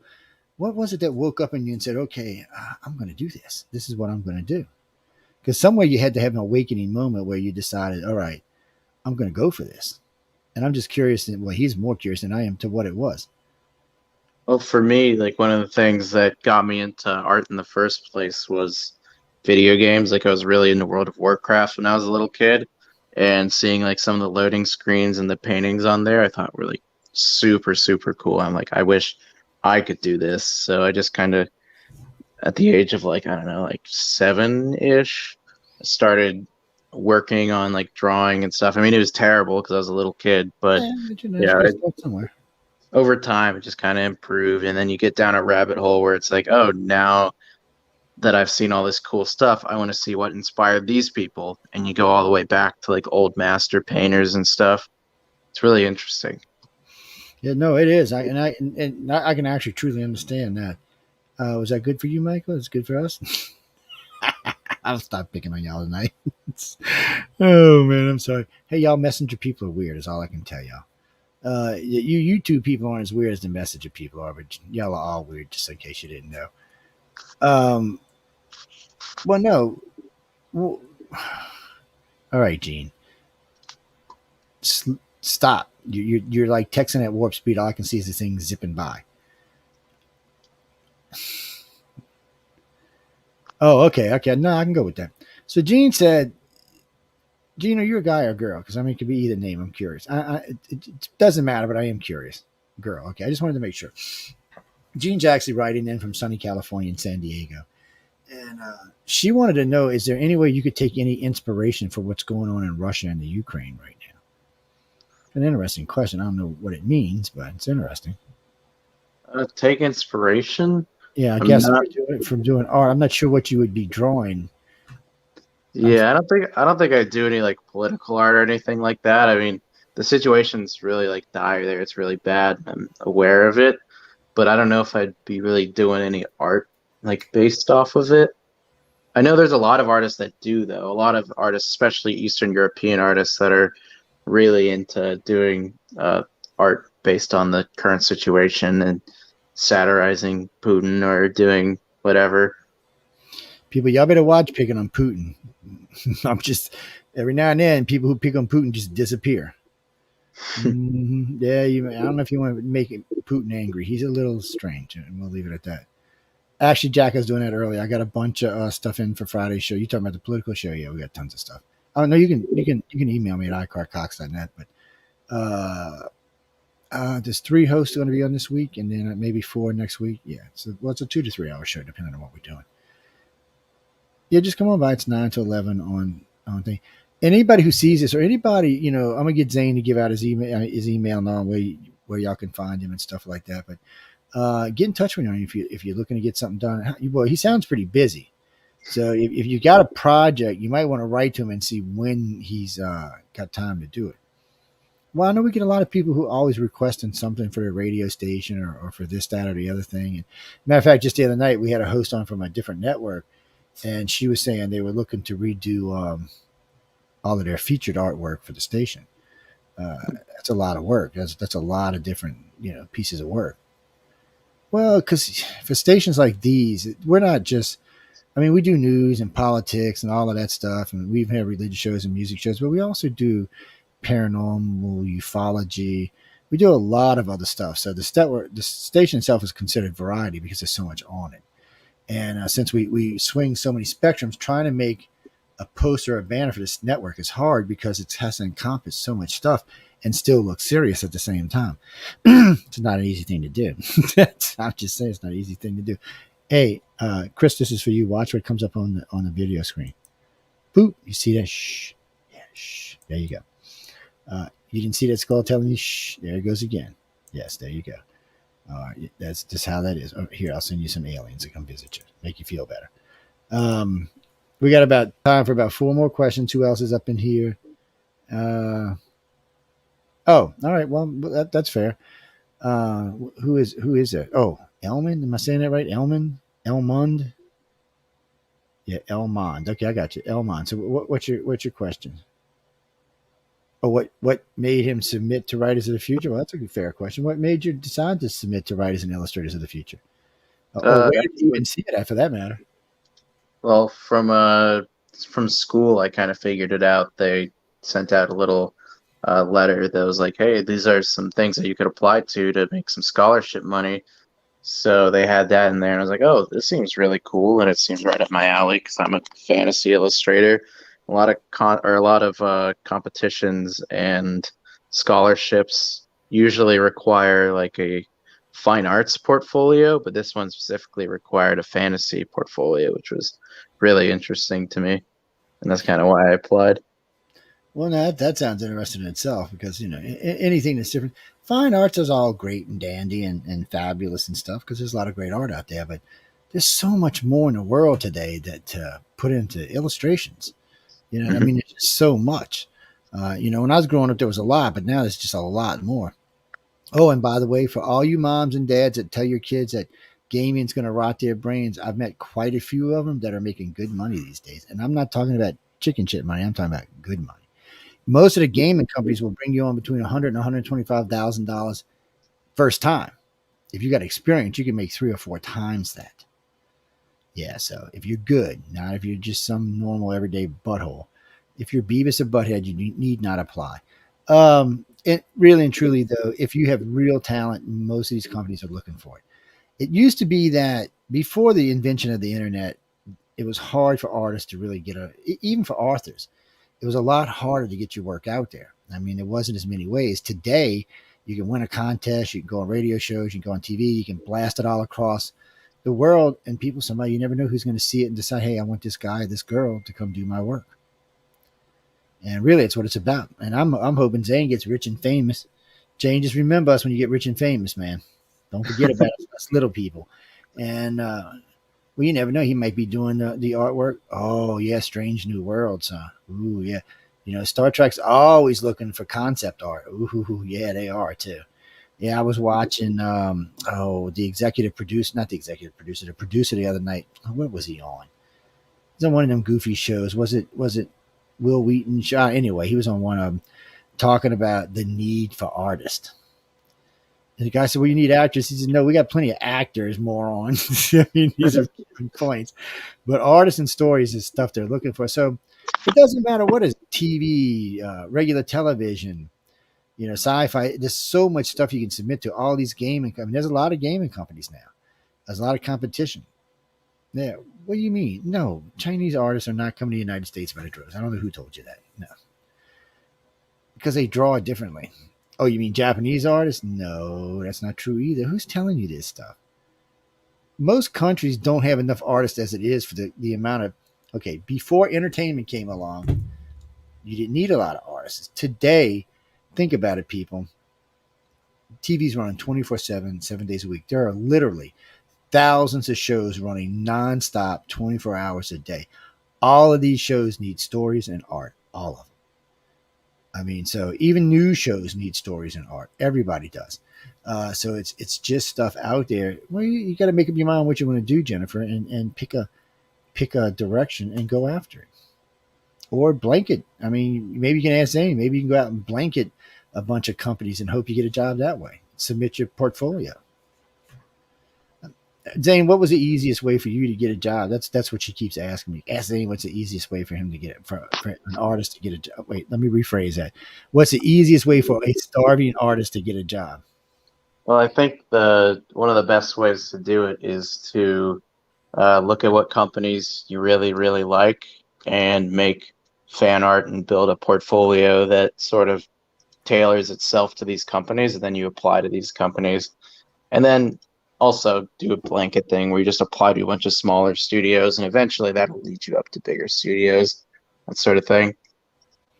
There you go, guys. That's how you do it. Well, I'll tell you this. Some of the judges I met work for like the NFL, the golf leagues, the baseball leagues. Yeah. Big beverage companies, stuff like that. Automobile companies. Oh, yeah. Do you know how much an automobile company will pay for artwork? Or a Walmart? Any of these people. This isn't chicken money. This is real money, people. Sometimes this is enough money for you to live on for the next 2 or 3 years. Oh, that's the difference. Well, no, you can't expect that right out the gate. I mean, unless you're just like this ungodly, fabulous audience, you might be. Who keeps pinging me? Might be this fabulous audience, but for most people, you just have to work your way up, get your portfolio built, start moving along. If you're really, really talented, more than likely you'll get picked up pretty fast. I know I've talked to 6 of the 12 illustrators that have gotten jobs already from Writers of the Future. 6. And I think 3 or 4 the authors have too. Yeah, I mean, that's one of the advantages to winning this thing. Yeah. And then you still have this as part of your portfolio that you did win Illustrators. Zaine gets to brag, double brag, because he won the big one. Yeah, he won the whole contest. Yeah, not just best for the month or best for the quarter. Yeah, but you can submit 4 times a year. Yeah, every quarter you can submit. Yeah, matter of fact, when they were wrapping up Writers of the Future, they were wrapping up one of the next quarters at the time. Yeah, these people are busy like you wouldn't believe busy. What do you mean? Oh, you mean all the people? I'll tell Emily you said that. So you mean all the people at Galaxy Press and at Author Services are skinny? Well, I'll tell them you all said that. Yes, I'm sure they'll appreciate that. I'm not touching that with a 10-foot pole. I'm friends with all these people. I'm not even going there. You can say whatever you want to say. Everybody I met was super sweet and super nice.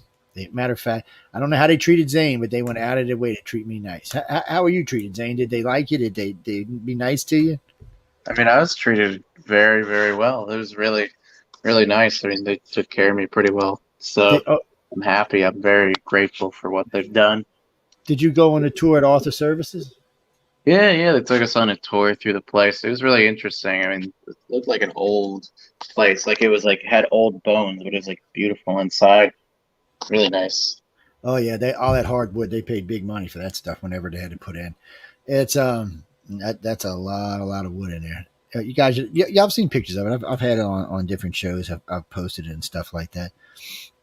It's a very, no, it's a pretty place. Mm-hmm. Now, if you get to go in there, and idiots, and you go in there to get this fabulous cappuccino machine in there.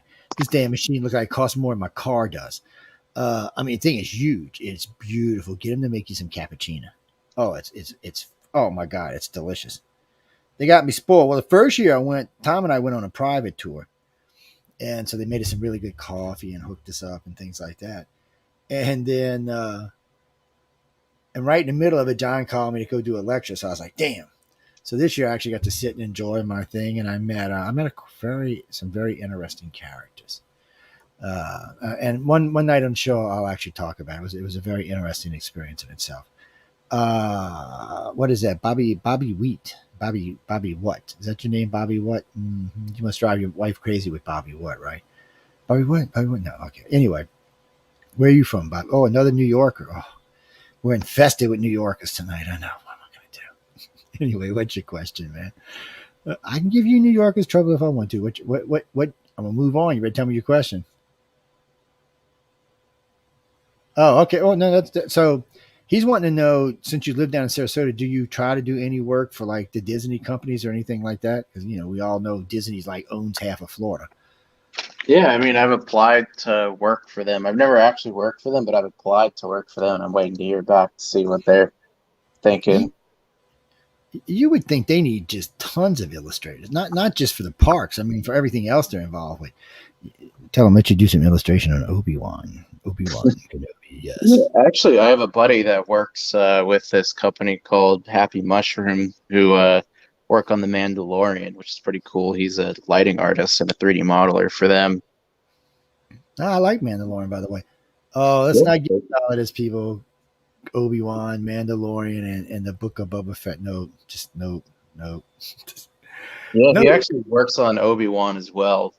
He didn't work on the Book of Boba Fett, which Book of Boba Fett not that good, but he got to work on Obi-Wan and Mandalorian. Yeah, somebody yesterday was telling me they felt disappointed by the Book of Boba Fett. I said, well, I mean, it was only 5 episodes anyway, or 6, wasn't it? I said, I don't know. I said, it didn't really strike a chord with me, but maybe some new writing and it'll come back. I actually liked Mandalorian. Only thing I didn't like about Mandalorian was when the Goofy took his helmet off and he was a little dope boy. But other than that, Yeah. I was fine with it. Well, but maybe he put his helmet back on, so we're all right. But still, it was a little disappointing. I'm looking for hey, this is kill a guy underneath here, But still, I mean, it was hard to put that face with the guy he was. That's all. But anyway, we're all past that now. We've moved on. And besides, you got to love Goku, so everybody loves Goku. So I mean, you can't. The new Yoda, yeah, and no, Obi-Wan's been interesting. It's just there's a lot of haters on Obi-Wan because they're screwing with canon and stuff like that. So I just stay out of those. The only disappointment I would say I had with Obi-Wan is I felt Obi's kind of a wimpy little wuss. But I figured that's just to show where he is right now, and that'll change. Because we all know Obi-Wan when he didn't kill Anakin, when he maimed Anakin, and when he fought Darth Vader later on. So we know who Obi-Wan really is. It's just right now he's kind of floating, we'll say, and leave it at that. So we'll see where it goes. I'm not going to hate until I see where it goes. Now, if this is something that they're going to keep on a trend with, they'll lose all their followers. Yeah, that's just how it is. I like Obi-Wan. I like the actor. I think that, I'm not exactly sure why they drug Darth Vader into this. And I noticed just recently Disney put out a thing saying, well, we're not sure why we drug Darth Vader into this either. Because there's lots of places Obi-Wan can go. And there's lots of things he can do. I mean, there's another, 20 years before he goes and gets Luke, or 30 years. So there's lots of things he can be doing. And then for some reason, people are hating on the Leia thing. I'm not even sure what that's about. No, because people, he never met Princess Leia. Well, I remember in the original movie when she's saying, "You're our last hope, Obi-Wan Kenobi." So obviously she met him somewhere. So that's what I'm saying. Y'all can't hate. Pay attention. But see, that's the thing today. Anytime something new comes out, there's always this, oh, I like it, but oh no, I hate it at the same time. You either like it or you hate it, people. Zane, you watch any of the Star Treks? Yeah, he does kind of look like the Spock guy. I agree. No, I've never seen Star Trek. I've always been more of a Star Wars kind of guy. What sacrilege? Oh, they coming for you, man. They coming for you. Pitchforks and all. You better hide, man. Star Wars, I like both of them. I like both of them. I enjoy Star Wars and Star Trek. I'm not a big fan of Discovery, mind you, because, all right, real fast. Discovery is just not Star Trek. It's good sci-fi. If you just want to watch sci-fi, that's what it is. It's sci-fi. But as far as Star Trek, no, I guarantee you, Gene Roddenberry's rolling over his grave every time they call that shit Star Trek. I guarantee it. It's just not Star Trek. Strange New Worlds, that's Star Trek. Mm-hmm. That's typical TOS Star Trek. Well, I'm just glad to see, and I'm just glad to see that Disney has decided to expand the Star Wars universe. I mean, how about you, Zane? Are you glad to see them, branching out from just not movies anymore, but to some series? Yeah, I mean, I'm really, really interested. I wish they stuck with the canon from the books and the comics, because they had some really cool stuff, especially like later on with like the Yuzong Vong, which were these like dudes that flew in these giant like biological spaceships that took over most of the galaxy. It was really cool. Yeah, but they're not doing that. They're for some reason now, and it doesn't matter what you're watching, Star Trek, Star Wars, or anything in between, they feel the need to try to rewrite everything. And Z-Geners aren't stupid people. I got a lot of friends that are Z-Geners. They're not stupid. And they actually know what canon is as well.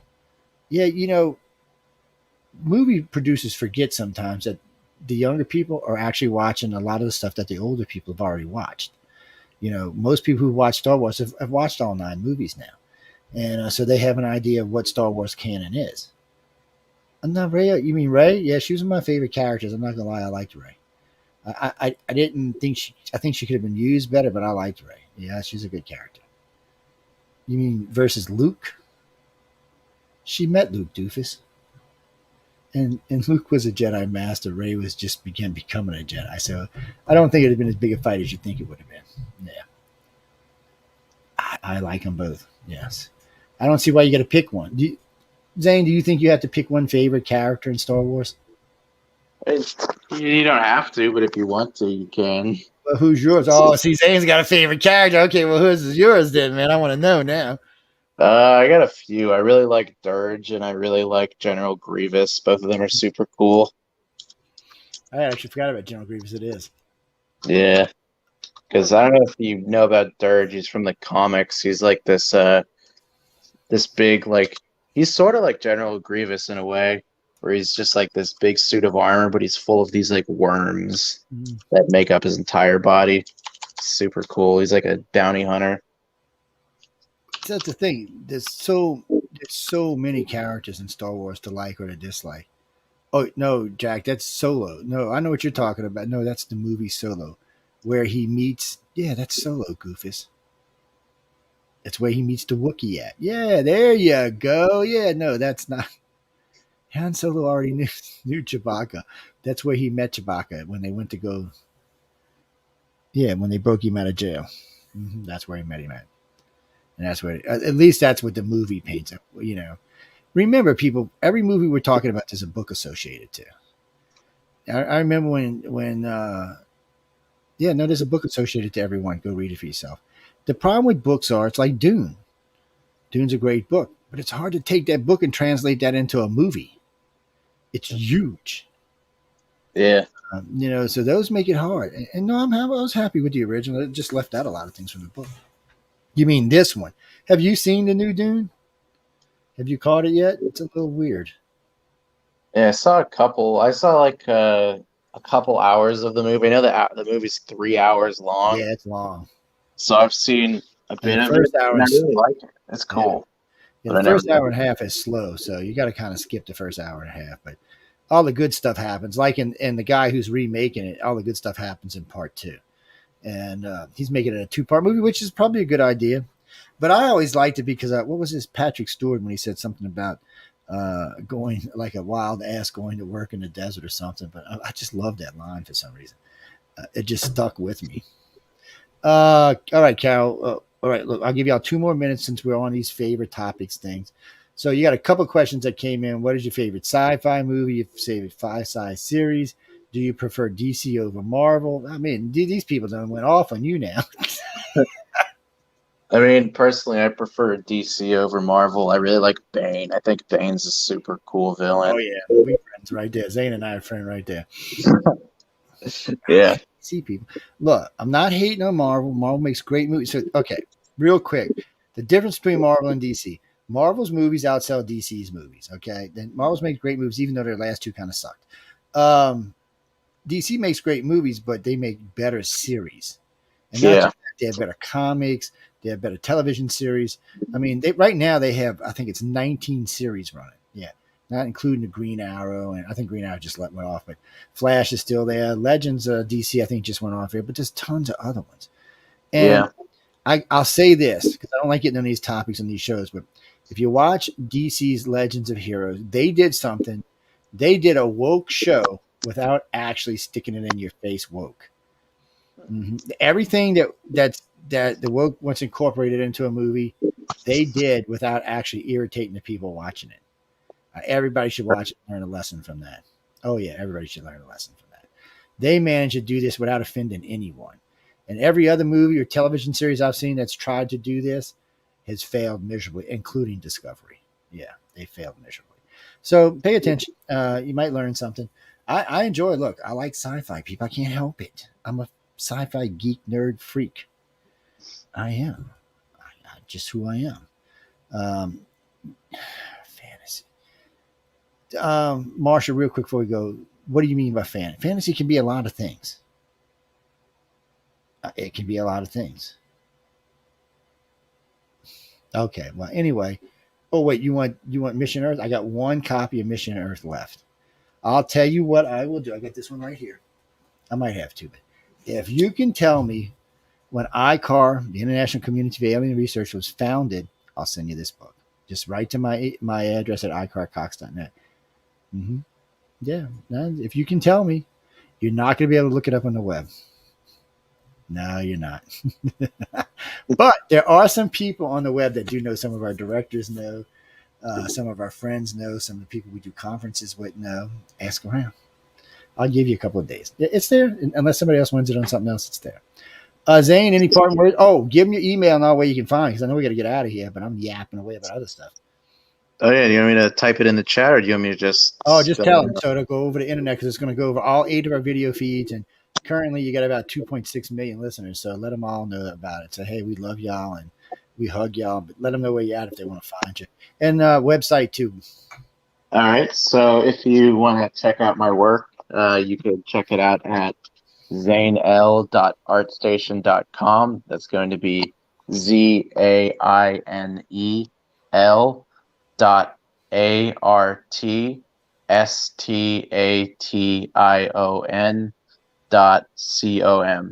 zainel.artstation.com.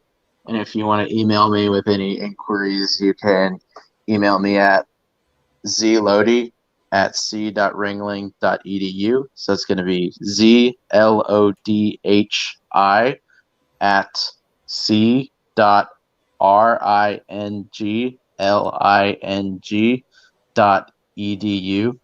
So that'll be my email.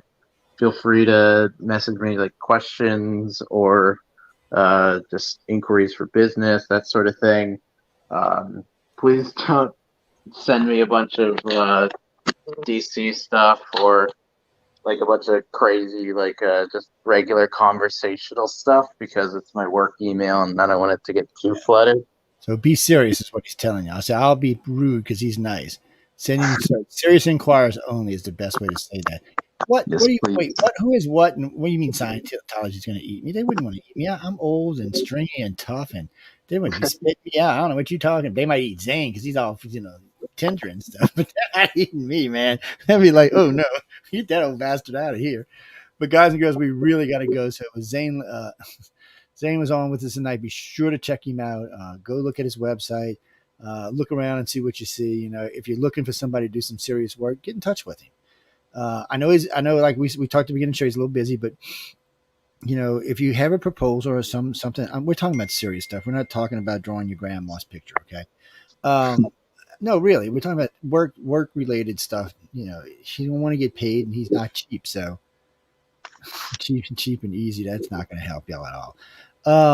But write to him but serious inquiries, because I bitch about this all the time when people just chit chat, want to write and chit chat, and they get their feelings hurt when I don't write back, because I'm busy. On average day, I can get anywhere from 3,000 to 10,000 emails. So I got people that go through and just click for what's important, and other people who answer other stuff. Certain things, anything dealing with the radio station itself or work related to that, or any of the research projects I'm working on, that'll be sent to me, but everything else goes through them. So be careful, and they're very protective of me. So be careful you don't piss them off. What I would like to order a UFO. I would like a UFO, red and yellow, a little chocolate sundae on top of it. I'll be a happy camper. Unidentified flying Sunday. There we go. That works for me. But we got to go seriously, guys. The Outer Realms is coming up next. I'm sure Michelle is already cussing me. That bastard Joe's getting into my airtime. That's Michelle DeRoche and Emilia Passano. They host the Out of Realm. Dun, dun, dun, dun, dun. Who is their guest tonight? I guess we could be nice and flash their banner across the screen. There we go. Guest Todd Johnson and Brett Engelberger. There you go. The new documentary, Flash of Beauty, Bigfoot Revealed. Bigfoot? Man, I'm not on their show. What the hell are they talking about? Anyway, we got to go, guys. Zaine, thank you. You were great. I had a great time with you. Hopefully you win. I'll get to see you on the big steps at the Hollywood. Zaine's going to win it all, people. I'm not talking about this. He's going to get a good job out there. He's good looking too. So, as an artist, I might give him a job acting. So you never know. Hollywood, Florida. Oh no, people. Florida, New Orleans, and Atlanta is Hollywood South. And they're actually producing more movies here than they're in LA anymore. So he's a good looking guy. He's also got talent. You never know. All right. Thank you so much for having me on. Thank you, man. And good night, guys and girls. Remember, stay tuned for the Alley Round, man. Give Michelle a big hug for us. And don't forget to vote. We will start in July 1st. We will be voting. So we're up. Let me see. UFO Undercover, it's The Centralist, The Outer Realm, Chasing Prophecy, and Writers of the Future are all up for podcast awards this year. Be sure to go vote starting January 1st. And you can get sick of hearing me say this, but vote. I got runner-up last year. I want to win, people. That you want to hear me bitch all year, I want to win. On that note, good night, and I'll see y'all next week. Good night.